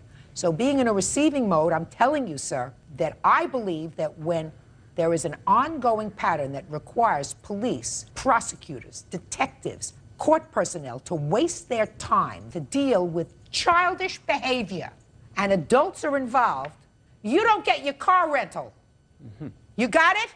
But I didn't do the But damage. you do get your out-of-pocket expenses for them kicking your car, which they did. Judgment for the plaintiff in the amount of $500. That's all. Parties are excused. You may step out. They had beaten Michael up several times. He was found guilty of assault battery against my son, Jared. They had me down, so I was kicking and punching, trying to get my way out of the fight. The father should have just broke it up, had boys shake their Right. hands, and go on with life. And now the next case. All parties in the matter of Kettleson versus Kettleson. Step forward, please. 28-year-old cashier Jennifer Kettleson is suing her brother, 25-year-old welder Nathaniel Kettleson, for unpaid loans, the return of her belongings, and damages from an assault. Nathaniel is countersuing for storage fees. Ms. Kettleson, the defendant is your brother. I've read your papers, your complaint, and your answer. Nowhere in the complaint or the answer do I see the need for any child witnesses, so I'm going to have her take this child outside. Come on, buddy.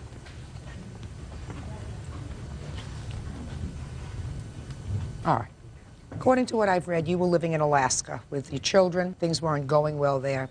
You spoke with your brother. Your brother offered to open his house to you if you wanted to relocate from Alaska to Montana, where he lived with his family. You sold some stuff, packed up the rest, and moved in with your brother. Things did not work out. You got into a major brouhaha with him, either a week or two later. According to you, he kicked you out of the house. Right. You want him to pay for the following: $500, which is what you say it cost you for a motel to stay with your family. $1,400, which is the amount that you say you had to borrow for airline tickets because someone else said that you could come to stay with them in New York. A couple of $1,000 for your aggravation. In addition, you claimed that he had borrowed some money from you. That's correct. Several $100s, and he didn't pay you back all of the money, right? Correct. Mr. Kettleson, your brother has a counterclaim. His counterclaim is you left, and you left a whole bunch of your stuff there, and then he and his family were relocating. Because he was a nice guy, he took your stuff with him when he relocated, and the van wasn't big enough to hold his stuff, so he had to put his stuff in storage, and he wants you to pay for the storage for his stuff because he took better care of your stuff, right? That's correct. Are you all nuts or what? Ms. Kettleson, if you go and live with somebody, a member of your family, and things don't work out, you believe that there's a contract, and the contract existed between you and your brother to provide a home for you and your children, even if the situation became intolerable? And that's why you believe he's responsible for this $1,900 in expenses you had to move out of his house? Your Honor, he called me up and he said that we can come down and stay with him. And he seemed very, very polite about it and everything. And he had to convince me to come down. You're a big adult. Do you think if a living arrangement doesn't work out with a relative, you're entitled to further relocation expenses? Yes, I do. Wrong. I don't have to hear anymore. Forget it. That doesn't happen. And your aggravation as a result of that also doesn't happen. You take your chances. You moved from Alaska, where you weren't doing well, to Montana in the hopes that you would do better. Didn't work out, so you moved on. That's not a lawsuit. That's called unfortunate. Your Honor, he said that he would be sending my stuff to me.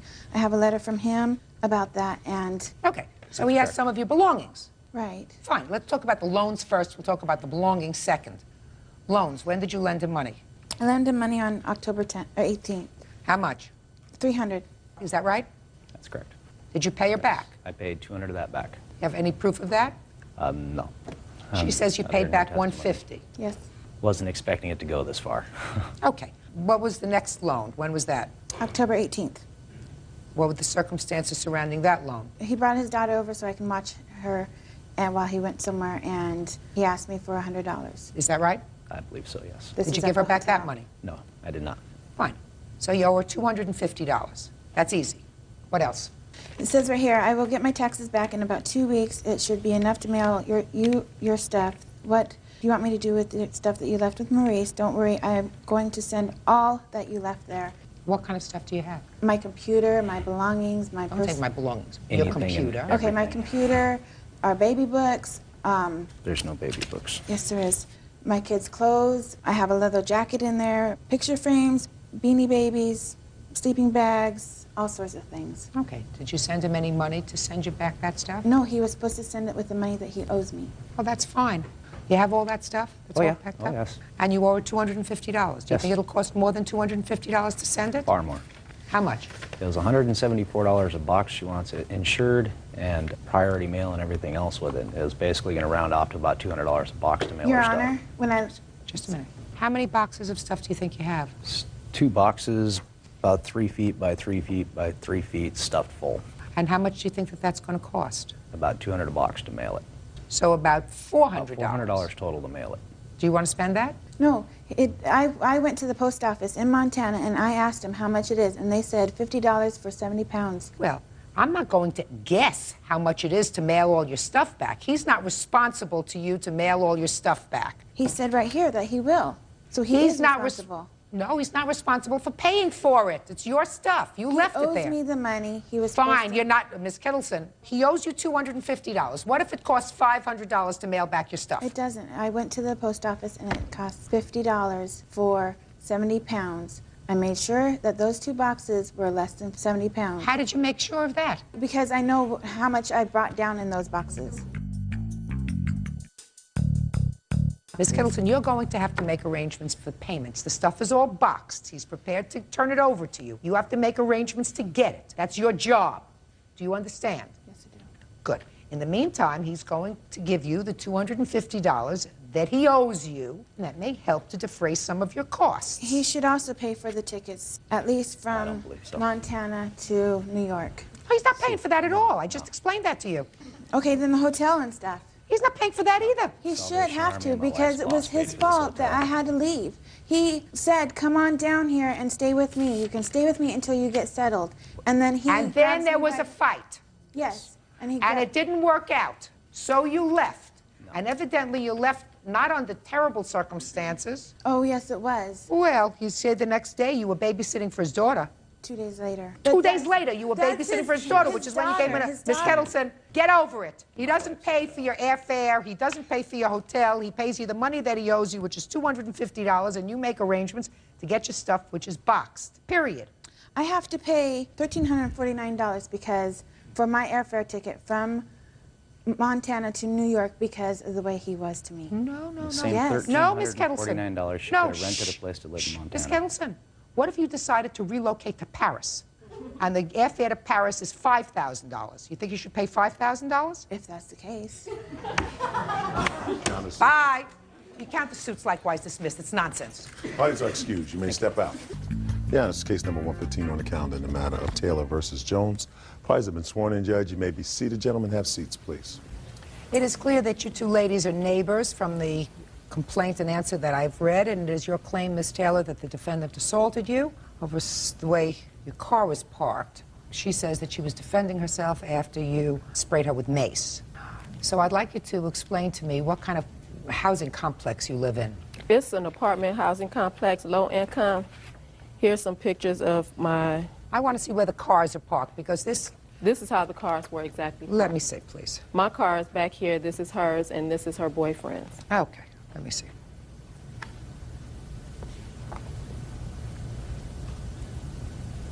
Okay, yours is the blue car. Yes. And when was this picture taken? That was like a month after. That was on the 12th, May 12th. But it's not the date of the incident? No, ma'am. Now, according to your complaint, the defendant, who I assume you've had difficulty with before, came to your house one morning and asked you to move your car because your car was parked so close to her car she couldn't get her car out. Yeah.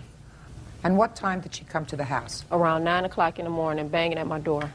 And what did she say when she came to your door? When I came to the door, she was hollering about me moving my car so she can get out, or whatever the case was. And no, not whatever the case was.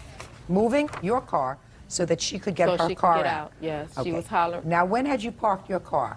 When? The night before that, when I got in. Was her car there? Yes. How close did you park your car to her car? About that close. I had to parallel park. Well, this shows that there's plenty of space for her to get out. Like you said, we've Were had you on her problems. bumper? Were No. you on her bumper? No. Was she on your bumper? Yes, she was. Of course you were on her bumper, otherwise she wouldn't have come to your house. She was trying to get to work. Okay. Why would she come to your house if you weren't on her bumper? Right? Come on. You have to She's use had- common sense, Miss Taylor. Okay. Okay? And the fact that you didn't want to move your car, or that you've been having difficulty with her, nobody takes the time to go to your house in the morning and say, move your car, get angry, unless there's a reason that you can't move a car. May I say something, ma'am? Yeah. I went to get my keys to move my car. Just a minute. She comes to the door, move your car, and you said what to her? I have to go and get... I didn't say anything. I was going upstairs. Okay, I was going upstairs, and I'm getting my keys. Did you say anything to her? I said okay, and went upstairs to get my keys. Okay, go ahead. My mace is on my keys. I went to get my keys, and I looked outside, and she was, well, I heard, when I was going upstairs, I heard her say she was going to move, she was going to hit my car. I looked outside, and I see she was doing a U-turn to get up on my bumper. I called the police, told them, she said she's going to move my car. Just a second. She was doing a U-turn? Yes, because her boyfriend pulled his car out by that time. I told the police, and it's in my police report, she said she's going to hit my car, quote. When I was saying that, she went around, made a U-turn, and she hit my car. I told her she just hit my car, I'm going out there. I went out there to make sure it wasn't any damages. It wasn't no damages. She was hollering. We were arguing. It was cold outside. I told her, I'm not going to be out here arguing with you. It's cold. I have on my night clothes. I'm sleepy. I'm just going to pay you dust. She was still arguing, following me up to my door, which is around the corner, and hers is right here. She's following me up to my door. She's still arguing and hollering or whatever. What was she saying to you? Telling me I'm getting on her nerves because she, wait a minute, well, you got the picture. She always parked by that pole. When I parked by that pole, she just, I don't know, she don't like it because that's her, quote unquote, that's her spot, that's her pole. She has said it before, that is her pole. So when I park by that pole, I just get on her nerves when I do that. When I park on the street, because I usually park in the parking lot, she just get on my nerves. I park in the parking lot in the wintertime and park on the street in the summertime. I just get on her nerves. So I guess that just ticked her off.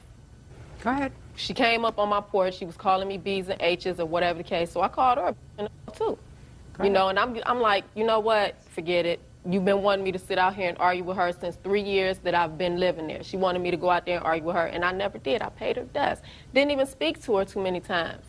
So I'm just like, I'm not gonna even go through with this. I'm going back to bed. It's cold. I gotta go to work.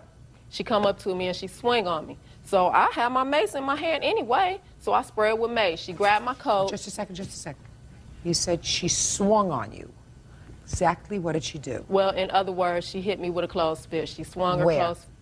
When she came up, when I was going in the house. Where on your body did she hit you with a clothes? In my face, right here. Okay. So what did you do? I sprayed her with mace. While I was spraying her with mace, I don't know if her boyfriend was trying to grab her or whatever, but he was right there on the porch as well. And there was a stick around in the vicinity or whatever. She threw my coat on the ground, and I go to pick up my coat. She picked up the stick. She tried to hit me in my face with the stick. I blocked it with my hand and grabbed it with this hand. Then her boyfriend grabbed me and just like turned me around, and I went in the house. Did she hit you with the stick? Yes. Where? On my hand. She hit my hand. Okay. Did you have any injuries? Yes. What were your injuries? My finger was broke. I couldn't work for like 2 months. Let me see the report. That's the report and the medical bills. Here's my x-rays. And now I need the police report. You only need the police? And now I need the police report. That's my police report. Good. Police report. X-rays. Now. Okay, now I'll hear your version of the story.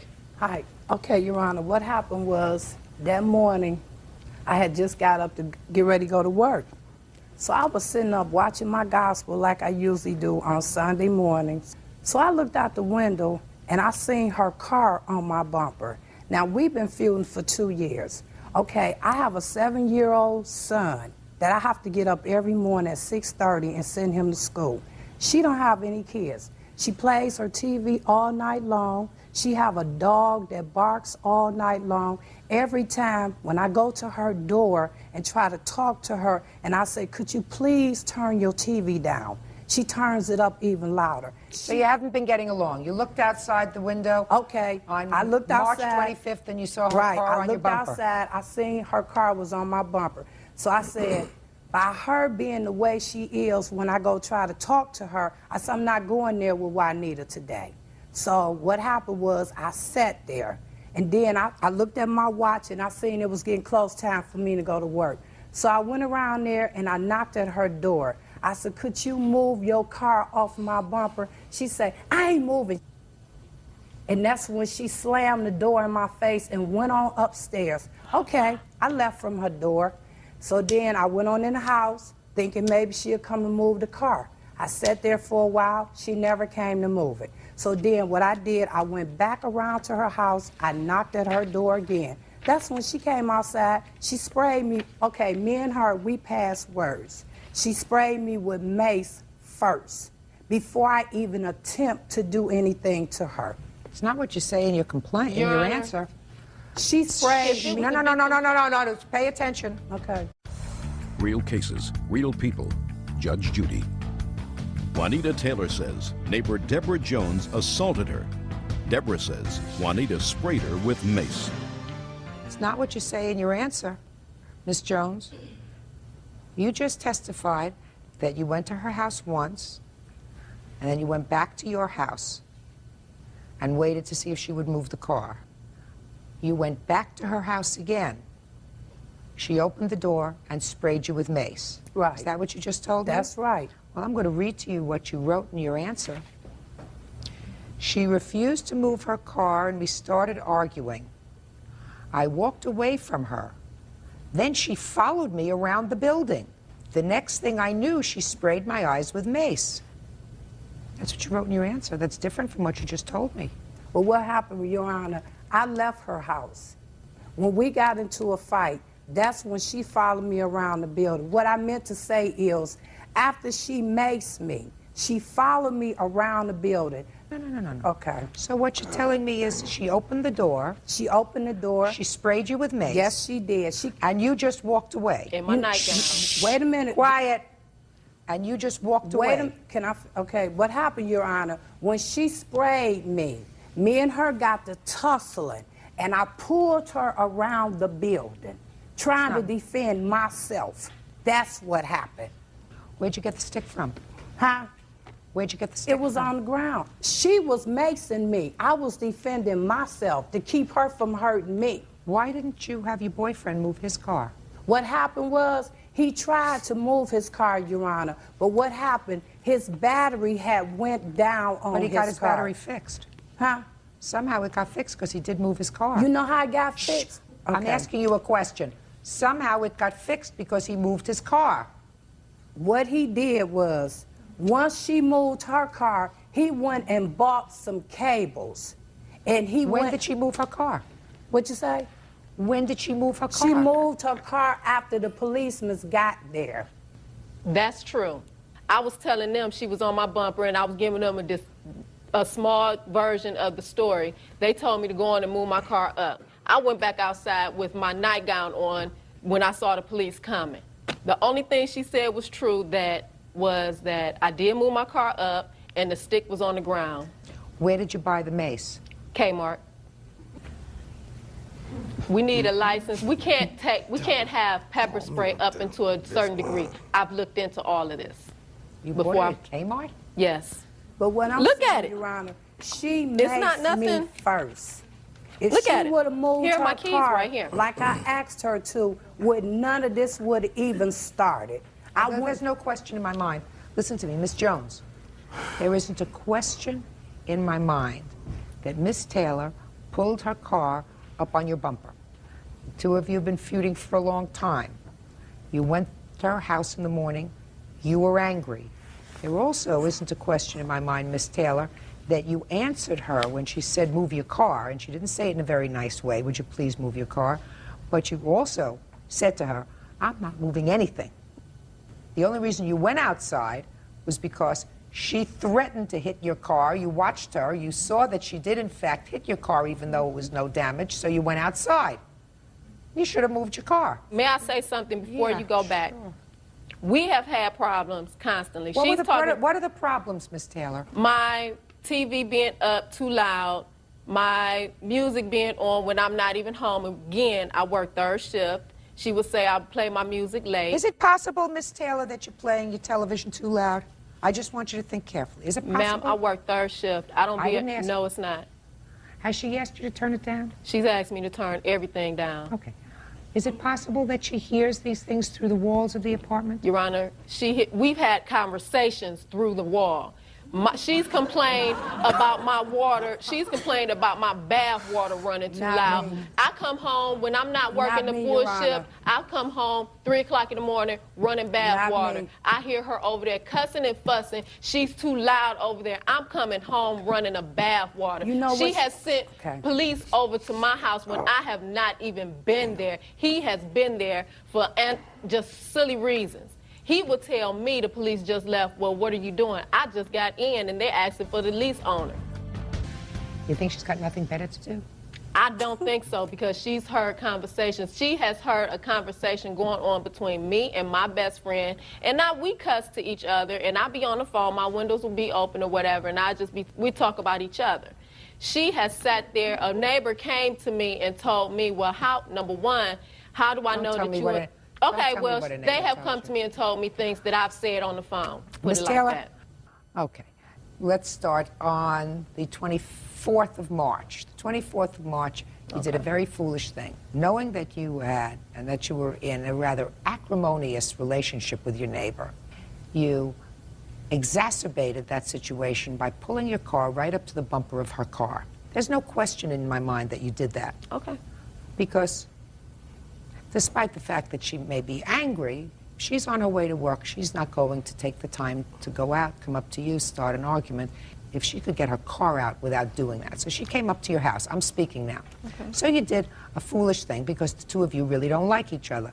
And if you don't really like each other, then what you're supposed to do is stay as far away as possible. And that may mean even parking your car someplace else, but certainly not parking your car right up on her bumper, which makes everybody very angry. Doesn't that make you angry? I'm speaking. Okay. Doesn't it make you angry when somebody parks up on your bumper? Yeah. It makes me really angry if somebody parks up on my bumper and I can't get out. Number two, I also believe that you had absolutely no intention of moving your car at the time that she came screaming at your door at 9 o'clock in the morning to move your car because you don't like her and you figured let her sweat for a while. And the only reason you went outside was because you heard her say she was going to hit your car. Now, there is never a way that I am going to be able to tell who sprayed who with mace first and who hit who with a stick first. Certainly. Your Honor, she hit me with a closed fist first. She then sprayed me this first. is how it went. David is She the hit me with a witness. closed. If she hit me with a there. If Were I you there, sprayed her, David? then how did she hit? Step up, please. It was just me, her, and David. How you doing, I don't Your know Honor? who he Just is. a second. He wasn't there, I don't want to Your hear Honor. anything. No, he was not there. Quiet. Okay. You were there. Yes, ma'am, I was there. Okay. How long have you been living in this apartment? Oh, I don't live there. You were just there that night. Yes. The battery in my car had went down, so I left my car there. I came back over the next morning and asked Deborah, could she give me a jump? She didn't have no cables. So what it was, I pushed my car back. She never did come out to move her car, period. I pushed my car back, took her car, went up to the parts store and got some jumper cables. Came back, her car was still in the same place. I pulled, by me pushing my car back. I just want to hear what If I happened. didn't What, put- if anything, that you saw involving saw- these two? Now, look at me. I want you to tell me what you saw. Make sure, sir, that you tell me only what you saw. Okay. When she knocked on the door, she come down, and when she come down, she had some keys in her hand. Then we standing out on the porch. They're arguing. Next thing I know, I see her do this. And that's when they started fighting. Your I Honor, broke the fight up. if I may, if it was a big deal when she went out and looked at the car, she could have sent the police over to my house like she did all those other nights. No, I didn't calling. call No, don't You speak could have to called e- the police. Don't speak to each other. Sit Your down. Honor, Sit she down. could have called the police I think that and you told both her. behaved. I told think that them. you both behaved badly. I think what you should have done, Miss Jones, is call the police. Yeah. That's what you should have done.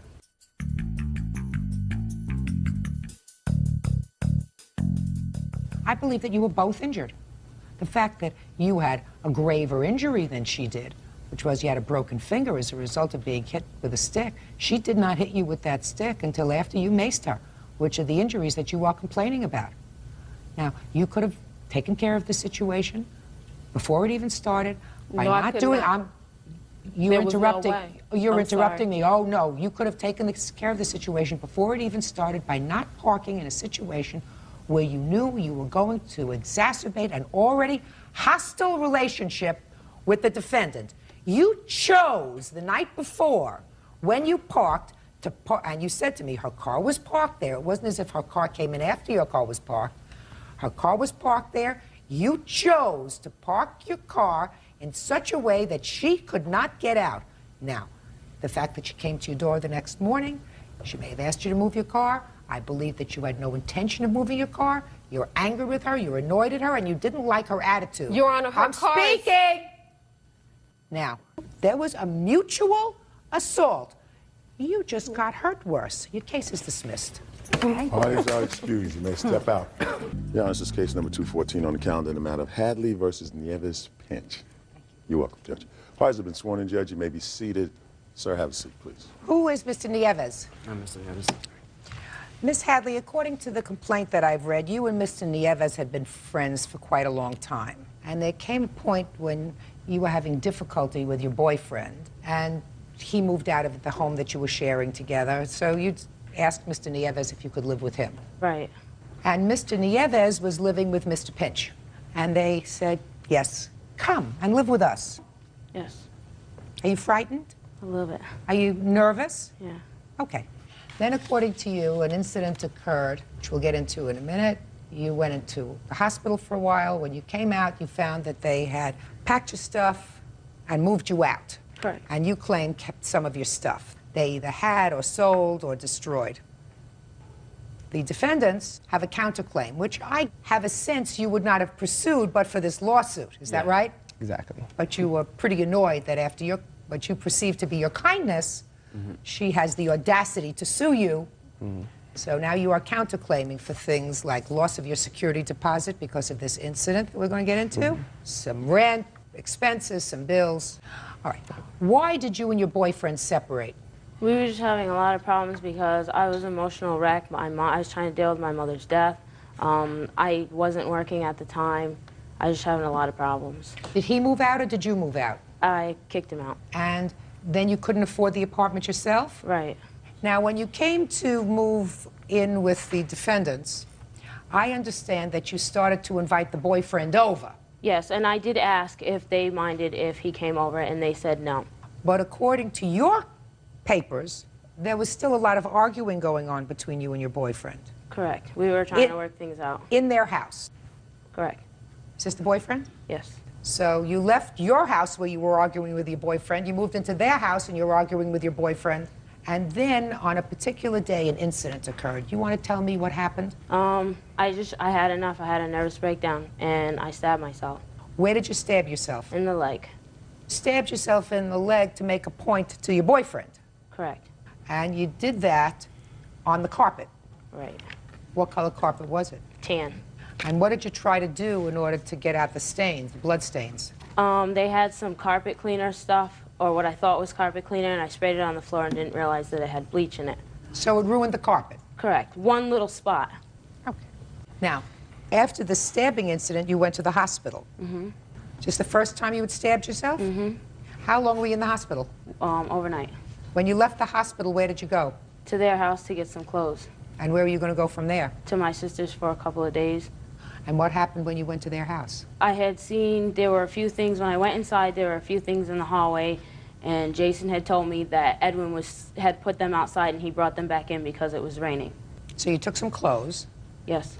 And you said, I'll come back for the rest of this stuff later? Right. Is that what you said? Yes. And you went to your sister's house? Mm-hmm.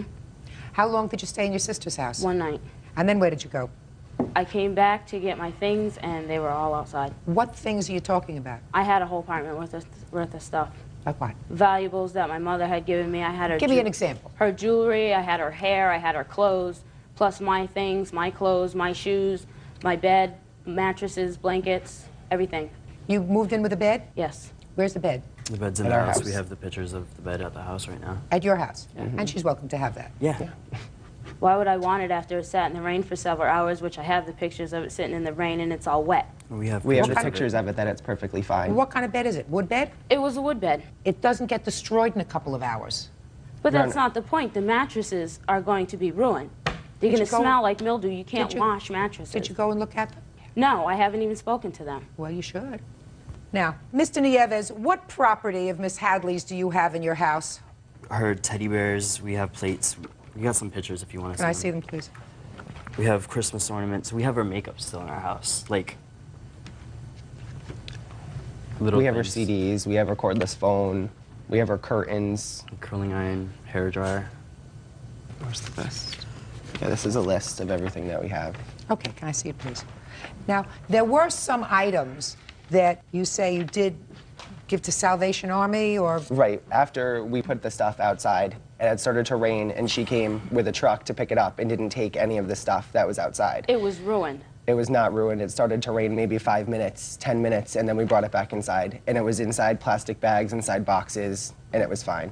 We put it downstairs in the basement, and then for 2.5 months, we tried to Your Honor, contact my her. witness seen this. I'm going to interrupt. We called her sisters several times. She never called us back. She never came to see if her stuff was ruined or not. She never opened bags when it was outside. We had to sign a new lease because we had new landlords, and part of the lease was that we had to get rid of the stuff. And after 2.5 months, we would assume that the property was abandoned after that long of time, so. You did, in fact, take some of the stuff upstairs. Right. Yeah.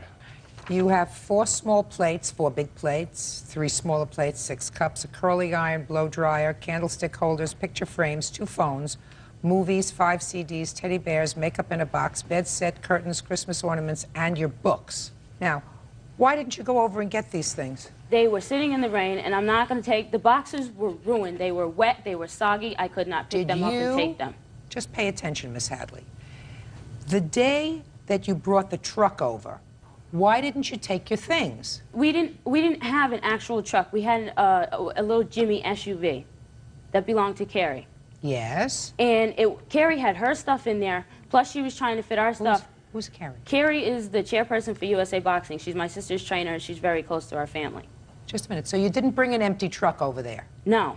Why not? Because Carrie's stuff was in there. Because we came straight from the gym. And where were you taking her stuff? Nowhere. That was Carrie's. It's Carrie's truck. Carrie decided to leave her stuff in her truck. That's her business. Well, why didn't you take her stuff out? I don't know. I'm speaking to you.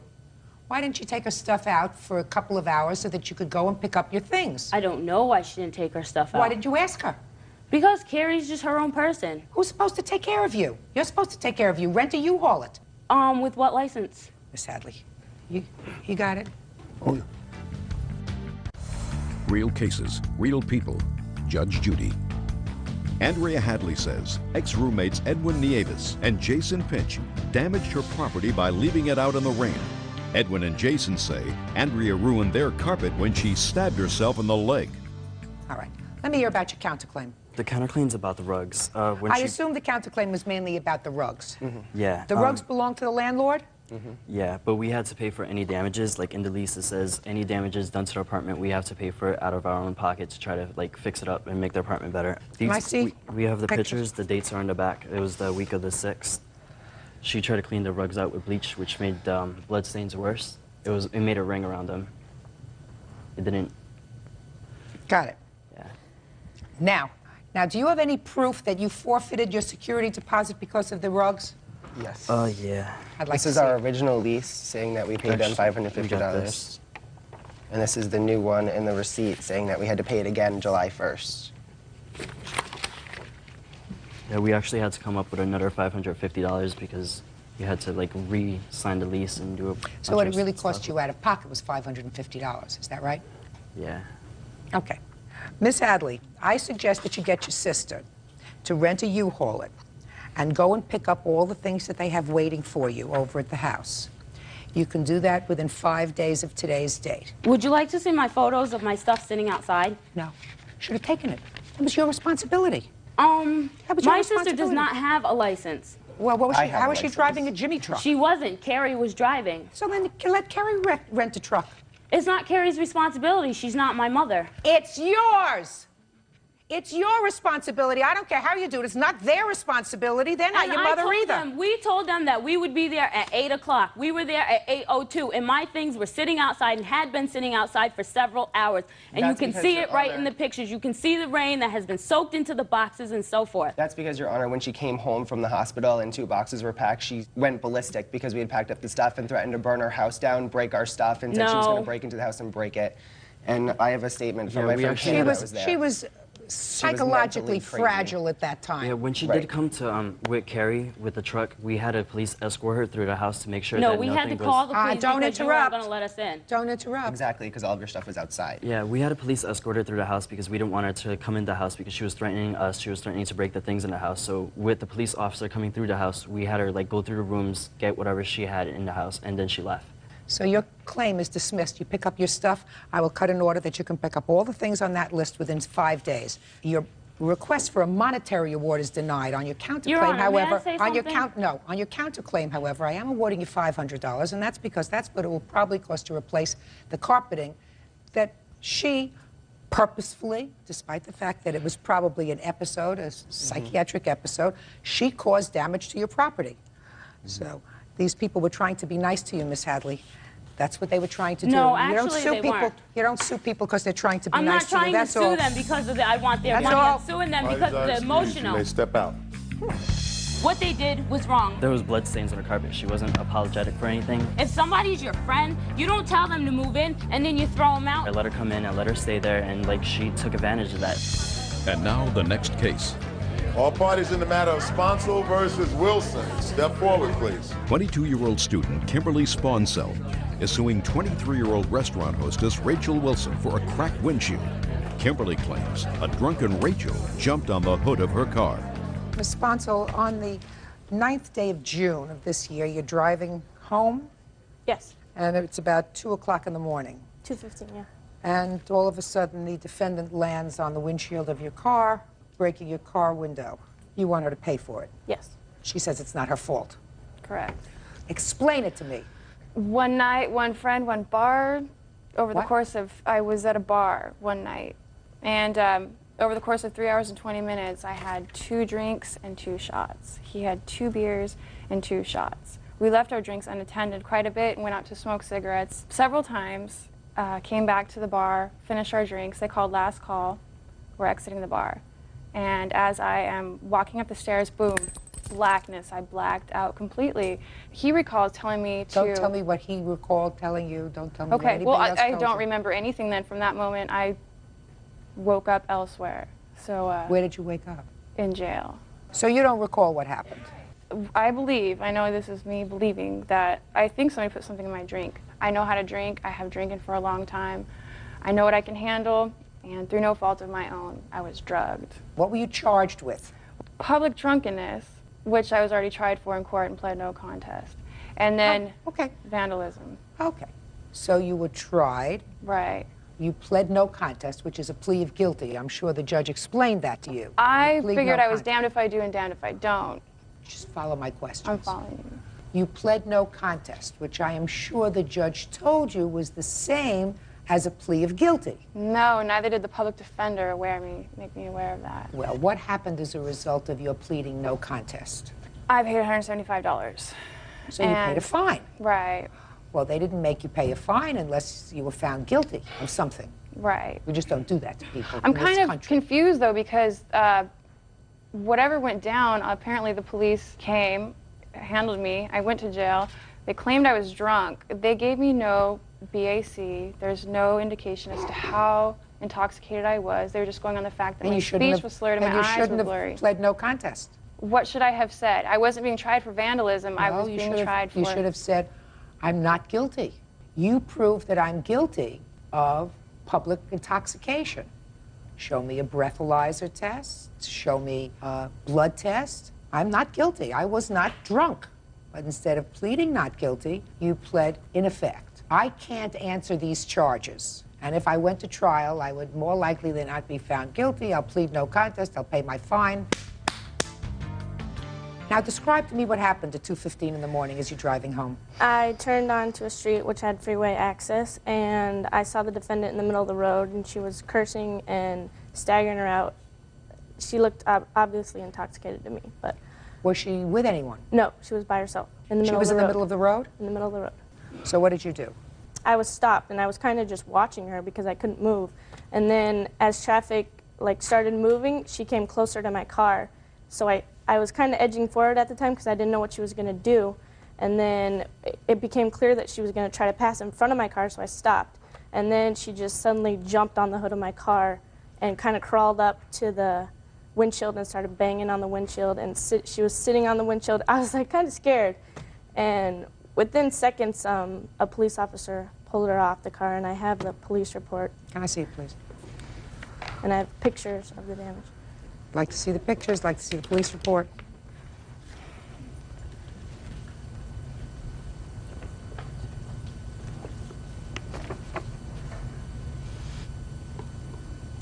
Okay, so this is the statement of the police officer, eyewitness. He said, I saw Wilson, that's you, standing in the middle of the roadway in the 700 block of Fifth Avenue. She was staggering and walking into the path of passing cars. I went over to confront Wilson to remove her from the roadway. Before I could do this, she suddenly jumped onto the hood of the victim's car. Wilson then made obscene gestures to the occupants of the vehicle and thrust her body onto the windshield of the car. The force of her thrust caused the windshield to crack. There was approximately an 8 to 10-inch crack in the windshield directly in front of the driver's view. The officer then immediately pulled Wilson off the victim's car and placed her under arrest. After placing Wilson under arrest for vandalism, I also noticed that she was obviously intoxicated on alcohol. Her breath smelled of alcohol, her eyes were bloodshot red, and her pupils dilated. Her speech was slurred, and her language was offensive. Judge Judy? Yes, ma'am. I also have a copy of the police report, and I believe you neglected to mention that I had charged a pre-existing crack to enlarge. I think that's kind of debatable. You shouldn't roll around with cracks in your windshields because they could break and enlarge. I mean... Oh, that's true. Right, so, I mean, who's to say... But, Miss Wilson... Yes, ma'am. But for your actions that day, the windshield might have stayed with a slight crack in it for a month, a year, 2 years. But for your actions that day, the windshield would not have cracked the way it did, even if I believe you that the windshield had a prior crack. You are responsible for what you do. You are responsible, Miss Wilson, even if I believed you that you only had a couple of beers and a couple of shots, and maybe somebody, because you left your drinks unattended, drugged them. Because that's your defense. Well, that's not her fault. That's your fault. It's my fault for going out and having somebody drug me. No, it's your fault. Have you ever heard of drinks being drugged? Right. Have you ever heard? No. Listen to me. Have you ever heard of drinks being drugged? I guess I've heard of it. I don't really go out with that in my mind. Well, you should go out with that in your mind. Well, shouldn't she drive around being weary of people jumping on her car and breaking her windshield? It's the same kind of philosophy. Can I see an estimate, please? Can I see an estimate, please? I'm not going to dignify that stupidity with an answer. It's the same kind of thing. It's the same kind of thing. I don't go out with that. It's raining people. What? In my mind. It's raining people. Yeah.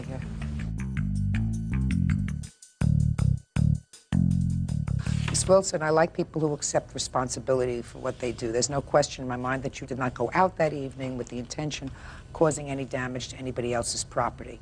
You went out that evening to have a good time. You had too good a time. As a result of you having too good a time, you caused damage to the plaintiff's car in the amount of $628. Judgment for the plaintiff, that's all. Parties are excused. You may step out. Now, this is case number 203 on the calendar, the matter of Gilbert versus George. Parties have been sworn in. Judge, you may be seated. Sir, have a seat, please. Ms. Gilbert, it is your claim that the defendant, with whom you lived for a period of time, owes you some money for charges that you allowed him to put on your credit card. That's correct. When did you live with the defendant? We actually didn't live together. We were in a relationship for almost a year, beginning of September of last year. And you say you never lived together? No. Just a second. I'll get to you in a minute. Did he ever stay in your home? He did. Who else lives in your home? My daughter. How old is she? She's going to be 2 in October. And when he stayed over in your home, did he ever stay over in your home for more than a day or two at a time? Yes, he did. Sometimes it was, he was in and out of homes at the beginning of our relationship, so he stayed sometimes. So he didn't have another permanent apartment when you first met? That's correct. I stayed with his sister and me and some of his friends, different friends. Okay. Now, at what point did you allow him to use your credit card? After about 5 months of our relationship, we began talking seriously, and in February, the end of February of this year, he was working on a promotion and he needed to be more presentable, and because he has bad credit, he wasn't able to get any suits or anything, and I had good credit. And so he asked me to loan him some money so that he could buy suits. And you have a credit card? Yes, I do. You have the February or March bill from 2001 with his purchase on it? Yes, I do. I'd like to see it, please. Okay. Here's the February and March. Thank you.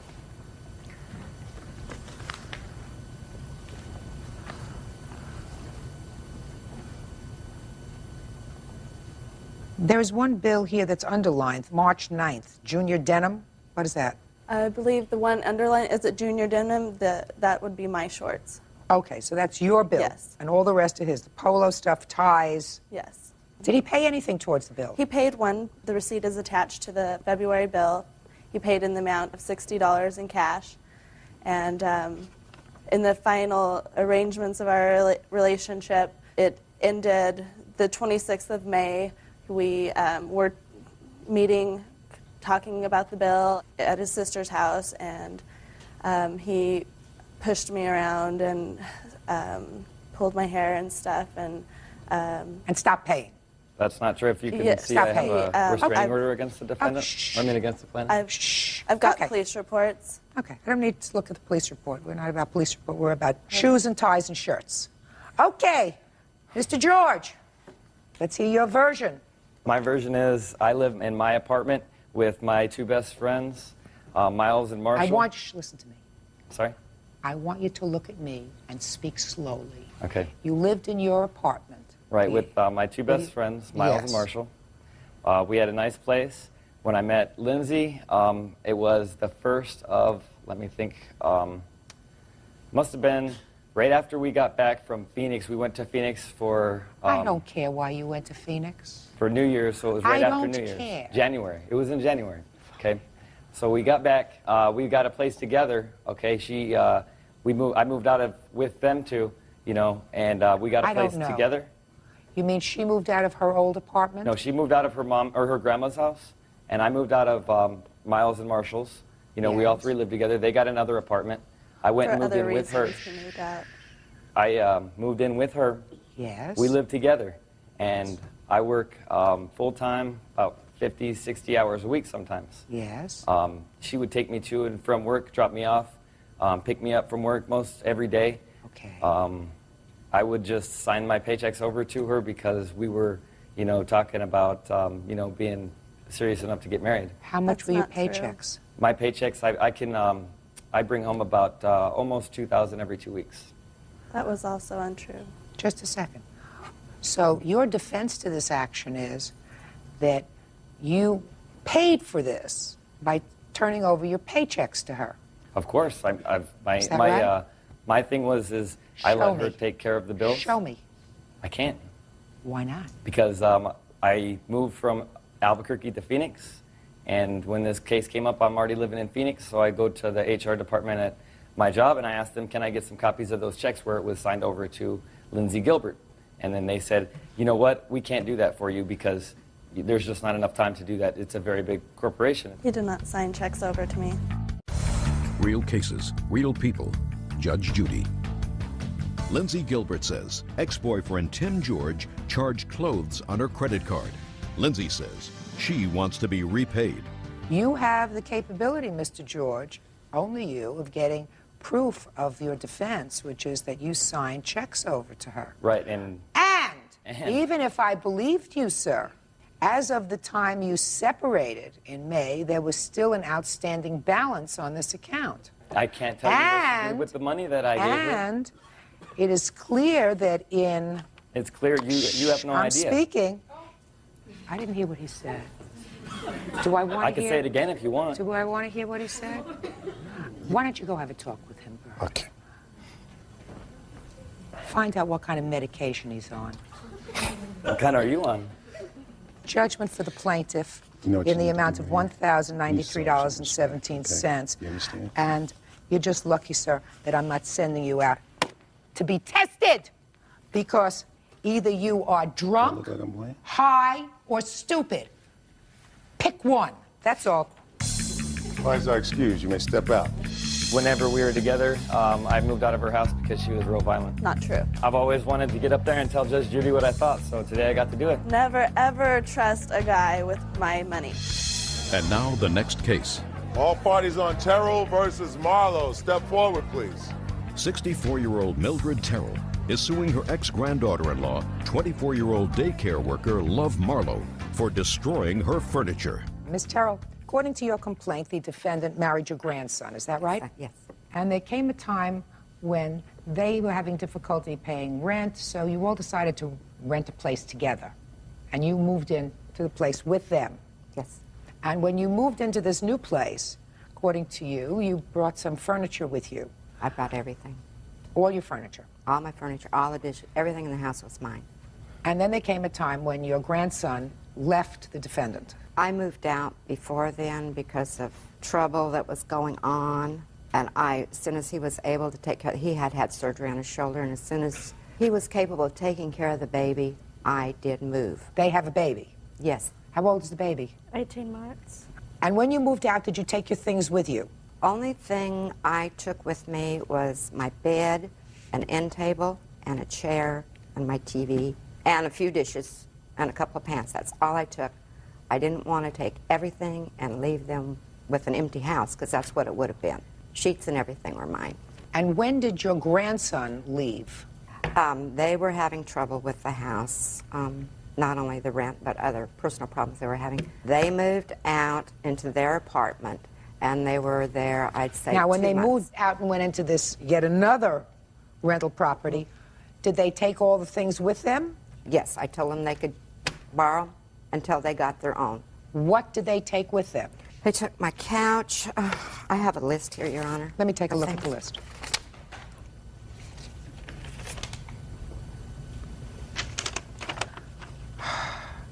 VCR, a couch, a lazy boy recliner, vacuum cleaner, some VHS movies, a rug, 3 end tables, a coffee table, a king-size bed, and miscellaneous stuff, linens and dishes, a dresser, those things you said they could take with them. And when did your grandson leave? Right around the first week in January. And where did he go? Do you know? He came to my apartment, was there 3 or 4 days until the harassment got so bad by Love Marlowe and her family that he went to his mother's. And then he was there a while. And where was the baby? With him. Where is the baby now? With me. She has temporary joint conservatorship of him now. Now, when he left and came back to you for a short period of time, did he bring any of these items? No, he didn't get out of the house with anything but the clothes on his back. And the baby? She took his socks, his underwear, she kept everything. Okay. All right. And Your So Honor, what's your suit? Just a second. and one of the times when she was there, No. I had a criminal trespass. How long was your great-grandson with your grandson? Until when? April 23rd. Is that when a court granted you temporary conservatorship of the boy? Yes, ma'am. And how often does your husband see the boy? Every other weekend. Okay. Now, tell me what happened with all this property. Okay, well, when we lived in Cleveland, Texas, when she lived with us... we lived together. We... Don't interrupt her. We did not get along because... I don't care why you didn't get along. I'm asking you what happened to the property. She moved out.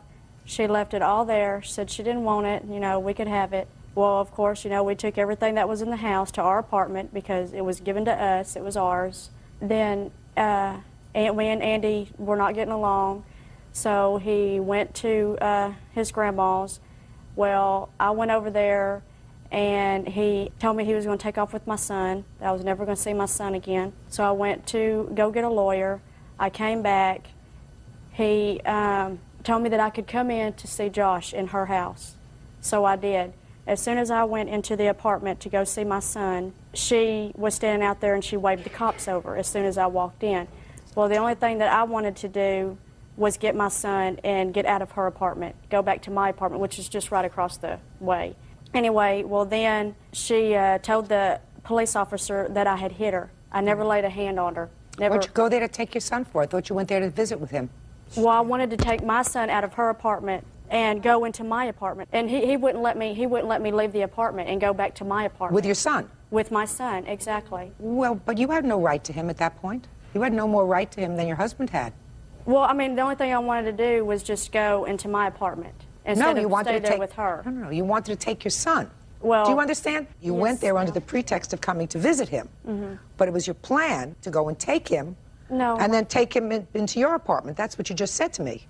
No, ma'am. I just wanted. The only thing I asked Andy is that if I could visit him, that I wasn't going to go nowhere with him, that I could just visit with him in my apartment instead of being there in her apartment. Yeah, but you didn't intend to give him back. I wasn't going to take Josh nowhere. No, but you weren't going to give him back. You were going to keep him in your apartment. Well, Andy could have, come over there or whatever. I didn't care. I got it. Now, when you left, what arrangements did you make to get your things? As soon as I could replace it, I wanted my things back. What happens if she can't replace them? Well, I'm sure they could, one piece at a time. Your Honor, why would I at my age, walk out of a house with a chair and a bed, you know, after I'd worked so hard to get all of it. I don't know. When you moved out to Texas, I have copies of pawn tickets where she pawned my stuff. Did you pawn some of her property? The movies were mine and Andy's. The VCR Andy had before we got together, and it was Andy's. And the only reason that I had pawned anything because I had to get a lawyer so I could get my son back, because Andy took my son and was gone for 6 weeks and 5 days, and I had no idea if I was ever going to see my baby again. What does that have to do with my furniture? Okay. Where are the 3 end tables? I don't know what she's talking about there. I have no idea. Is there a king-size bed?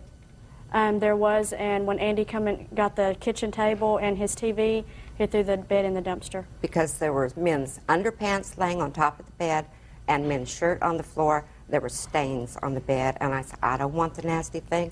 Throw it in the trash. You're talking about the mattress? Yes. So we threw it in the trash. Okay.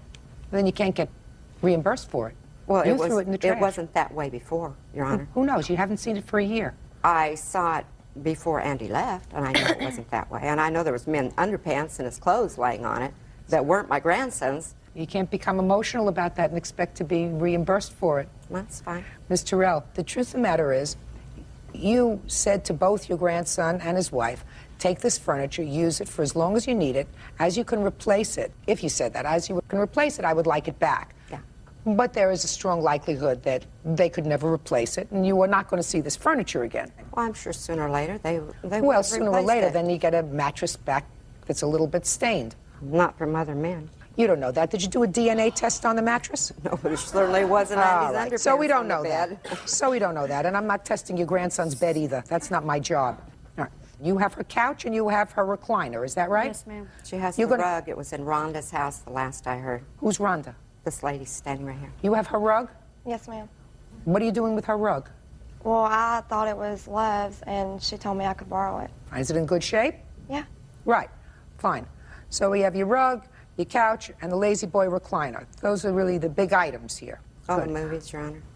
Oh, I'm not going to go into 104 movies. I don't know why you would leave them with 104 movies anyway. Well, because they didn't have cable. They Give didn't them have one, anything. give them one at and a that's all time. they Give them could one do. at a time. I cannot be a divorce lawyer because he's not here, and I can't question him you as can to whether call or him. not. What? He sent a number if you'd like to call him. I'm not calling him. I'm not doing your evidence for you. No, his lawyer, really, Your Honor, his lawyer advised him not to be here. Well, that's fine. To So I not have to to take argue things with Love. So I have to find things here that everyone almost agrees on, and that is a couch, a recliner, and a rug. Those things I know about. Vacuum cleaner. You were without a vacuum cleaner for a year? Until I bought another one. Well, so you have one. It was a brand new one she took. No, you gave it to the kids to use. That's to use. not giving. I loaned No, you. it. I gotcha. Ms. Terrell, I'm following where you're coming from, madam. Well, I don't think ma'am, you're I didn't following give it where to I'm her. coming from. I guess Where not. I'm coming from is I have children and I have grandchildren, and if you have extra stuff, even if you have stuff that's not extra additional, you say, you don't have anything, kids, here, use this. If you can replace it one day, terrific, I would like it back. Because there's no bargaining But you with don't children. want it go on forever. Till it's worn out, Sometimes then you they'll do. give it back. Sometimes you do. And Ms. Terrell, I'm going to tell you this. In my view, if your grandson left, set up an apartment, had been awarded permanent custody of his child, and needed the couch and the recliner and the rug and the vacuum cleaner, and brought it to his house, you would not be standing here today. Yes, ma'am, I would. No, you wouldn't. Yes, I would. No, Ms. Terrell, you would not. What I'm doing is I'm directing you. Within 5 days, the couch, don't make any additional stains on the couch. Don't vandalize it in any way. The Lazy Boy recliner and the rug, which is to go back to her house, post haste. 5 days. The court will draft an order. How about my end tables and so forth? She doesn't have them. She doesn't know what you're talking about. Listen, you never know what's going to happen in the future. You have every confidence that your grandson is going to get custody of his child. That may happen. It may not happen.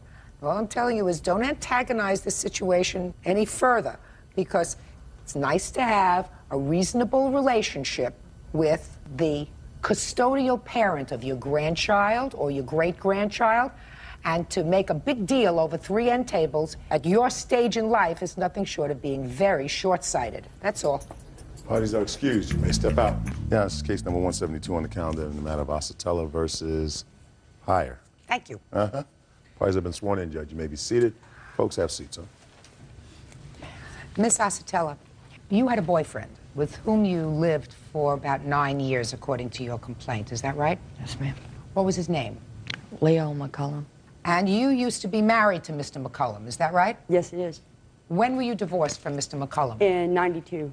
And you have children with Mr. McCullum? Yes, I do. How many children do you have? I have 4 of my own natural children and 1 that I raised from his previous marriage. Did Mr. McCullum ever have custody of his children? Yes, at one time, yes. When he was living with the plaintiff? Yes, part of the time. Since 96, he had custody. Which child or children lived with you? Danielle, Samantha, and Joanna. So 3 of the girls lived with you. Now, according to your complaint, Mr. McCullum attempted to murder you by pouring lighter fluid on you and setting you on fire.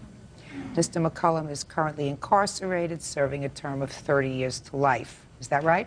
Yes, ma'am. How long were you hospitalized? A total of 4 months. While you were in the hospital, it is your claim that the defendant came to the home that you had shared with Mr. McCullum and took all of the property out of the house. Yes, ma'am. When you returned home, there was very little there. I never returned. Did you ever go back to see what was in the house? No, ma'am. Well, how do you know she took your property? This is my witness. I'd like for her to come up, please. Okay, well, we may not even have to get to your witness. Mrs. McCullum says that all the property that was in that house belonged to her former husband, and she was entitled to take it. Is that right? No, Your Honor. I never took anything from the house other than my children's belongings. And I have my daughter, Danielle, who lived at the house at the time that this terrible thing happened. And she can verify as to what Mrs. So it's Costello. your position that you took nothing from the house except your children's clothing? That's right. Okay, now I'll hear your witness. So would you step up, please? Tell me your name. Terry Way. Miss Way, tell me what you know about the plaintiff's property. Well, I know that they lived together for almost 10 years, and they acquired furniture. She had jewelry. She had her clothing. Did you ever see the defendant take any furniture from the house? I did not actually see her take it, no, ma'am. So how do you know she has it? I went there 3 days after she was in the coma to get her belongings from the house and saw that the house had already been ransacked. And there was only 3 people that had keys to the house: Leo, who was in jail, Piper, who was in the coma, and the children. So the children, maybe Paula, I didn't see them actually take it, but they're the only ones that had access to the house to get those belongings. Did you have to use a key to get into the house? I didn't actually get into the house. I saw it through the windows. Did you try to get into the house? Yes, I did. Was the door locked? Yes, it was. What floors could you see from the window where you were looking? Mostly the living room and the kitchen. And had you been to the house before? Yes, I had. So what kind of furniture had been there in the living room previously? There was a couch and a love seat, a dining room set. That's all I can think of at the time. And all of that was gone? Yes, ma'am. Okay. I'm with you, Miss Hire. Okay. First off, I'd like to call my daughter Danielle for a witness. The first time we were allowed into the home, I wasn't even allowed. It was still under crime scene by the police for at least a week. The second day of this, I had to go by the home to have my daughter go in and pick up some medicine. She was escorted in by the police. At that time, I wasn't able to even go into the home. And what about the third day? I have no idea on the third day. They were going to contact us. I forget the detective's name at the time where we could go in and remove the children's clothes. We've underlined the 2 sections that apply.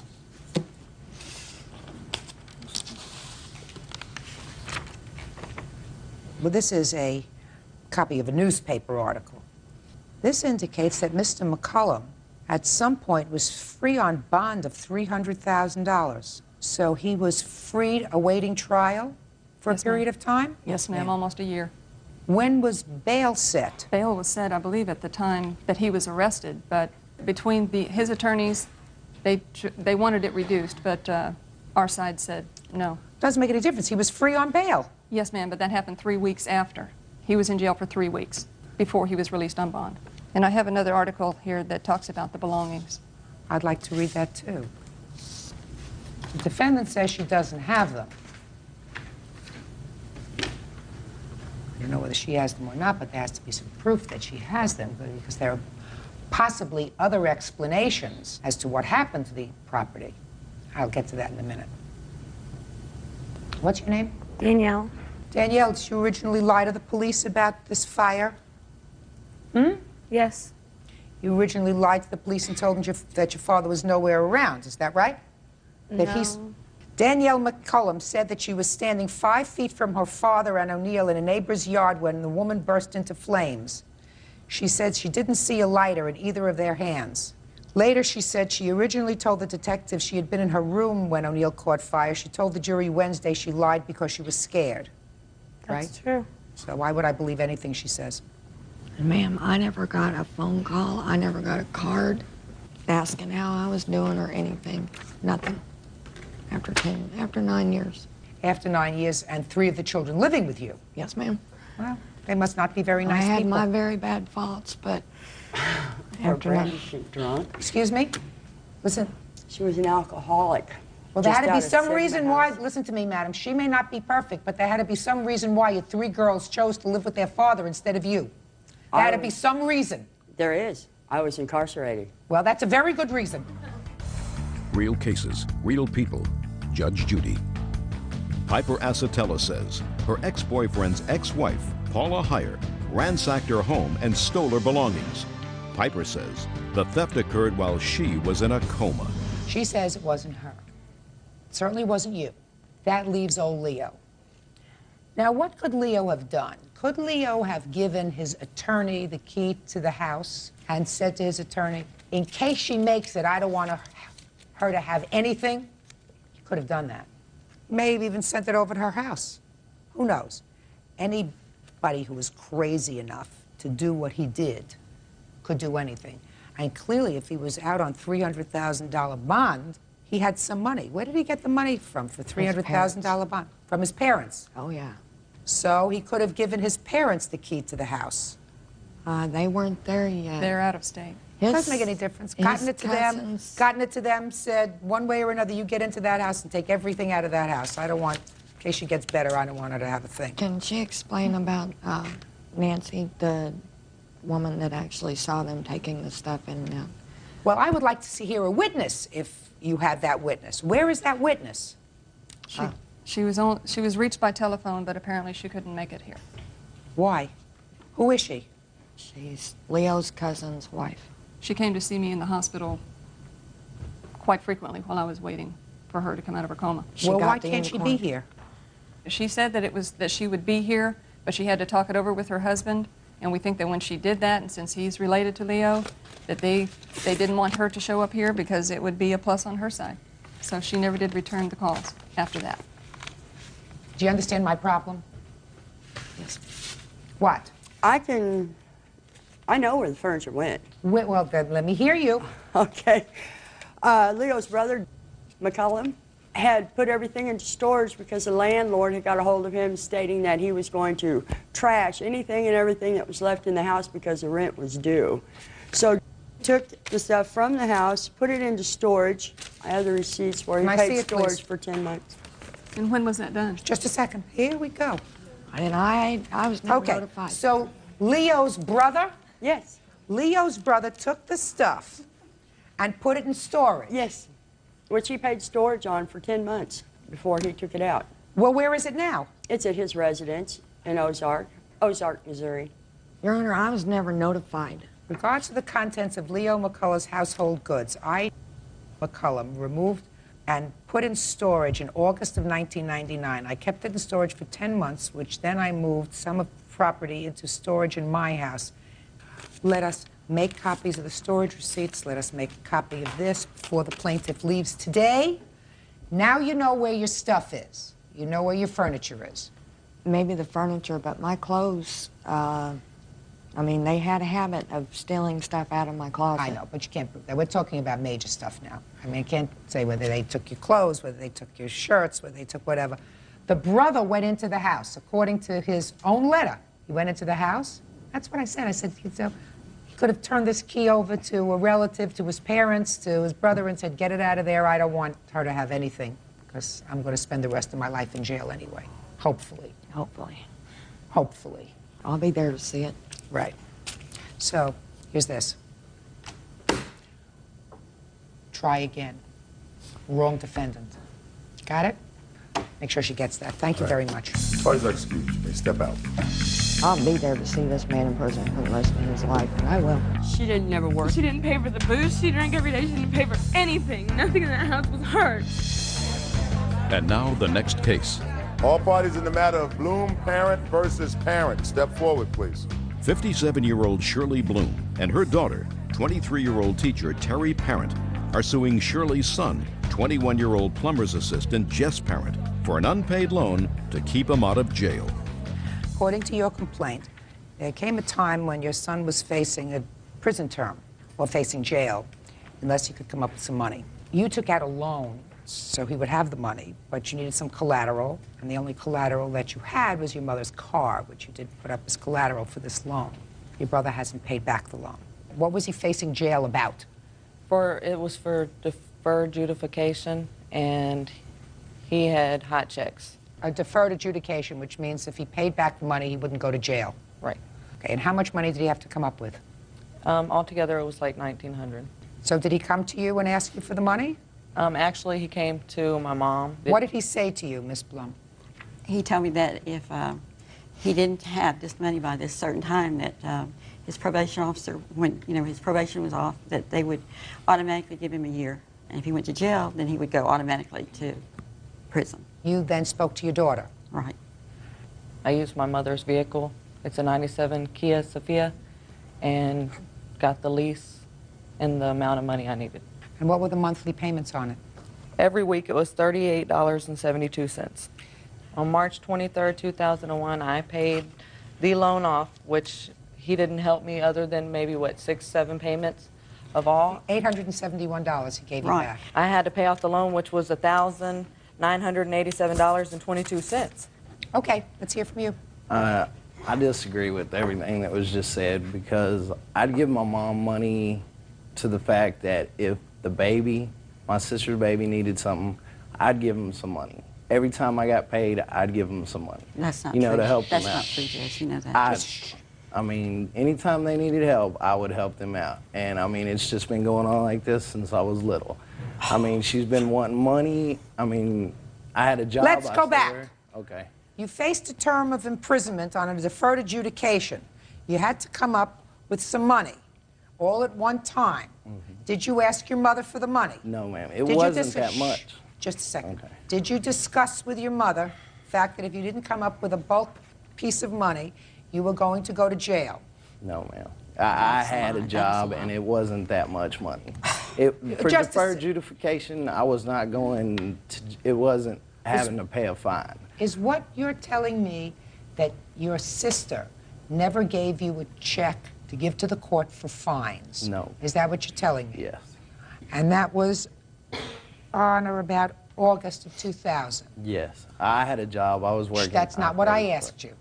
Okay. Are you telling me that you never, in August of 2000, needed a bulk sum of money to pay fines and other bad checks? Is that what you're telling me? Yes. What's the name of your probation officer? Dolores. What's her phone number? I have no idea. Oh, sure you do. You have to call and check in with your probation officer, sir. I went and seen her once a month. I never had a call and check or nothing. Does that name sound familiar to you? Yes, it does. Do you have the telephone number of the probation officer? No, I don't. I never got anything like that. He would never give it to me because he didn't want me to talk to her. Do you have a copy of the check? No, we just have the copy of the loan. The agreement, the lease agreement. And I have, these are checks that I picked up with some of that money for him because he was going to go to jail that day if they weren't paid. And the rest of it I gave it to him to pay his fine.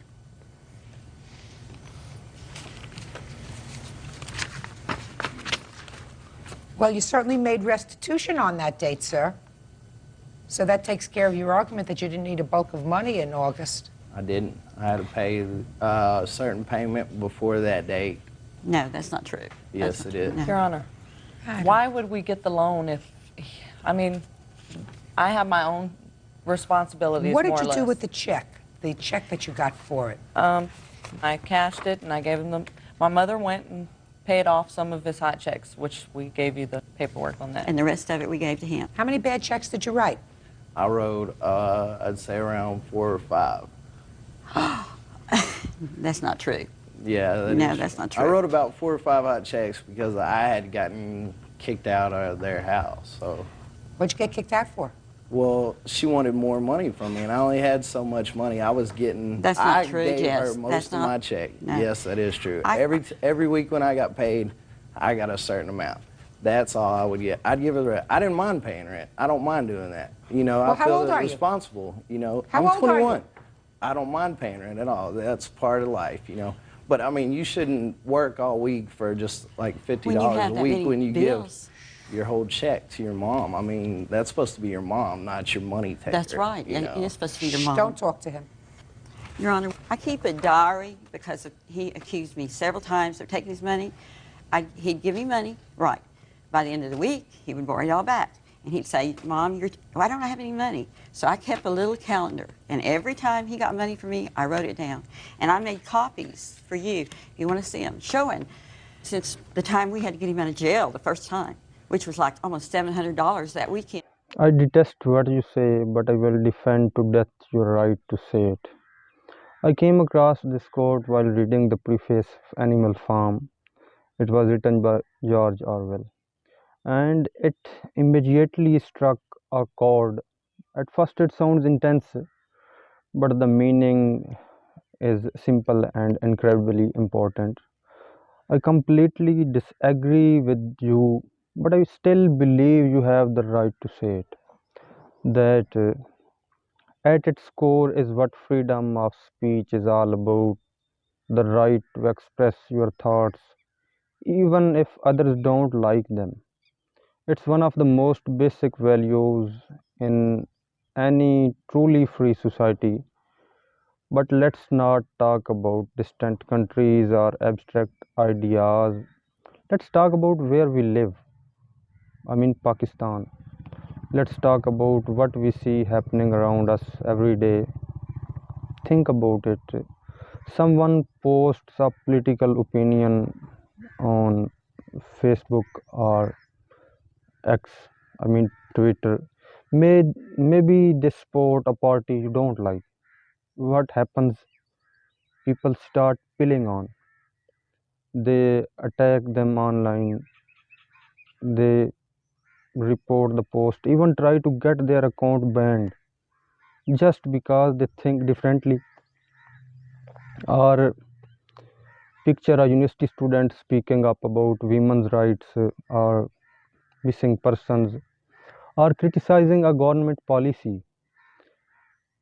Instead of sparking debate or discussion, they are quickly labeled anti-state or un-Islamic, sometimes even face disciplinary action or get called in by the authorities. Is this what freedom of speech looks like? And it's not just in public spaces, even in our homes. When a young person tries to talk about mental health or religion or gender roles, the basic response is often like बस चुप रहो और तुम्हें सब कुछ नहीं पता. But how are we supposed to grow as a society if we shut down every conversation that makes us uncomfortable? You know, people get into trouble for the most basic things. Complaining about load shedding or petrol prices or questioning a policy. These are everyday frustrations shared by almost everyone. But speaking out, even politely, can lead to warnings at work, backlash at school, or worse. Let me be clear, this doesn't mean we should allow hate speech or the spread of false information.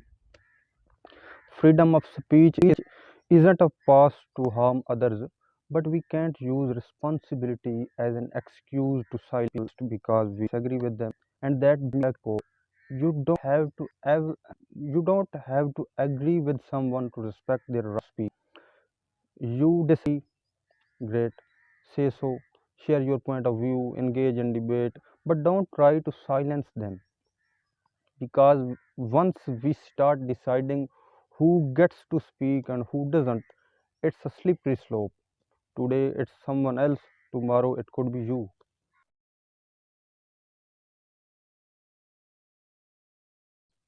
So, next time you hear something that bothers you, take a breath, take a breath, listen. You might still disagree, you probably will, but by allowing that conversation to happen, you are protecting something much bigger than any one opinion.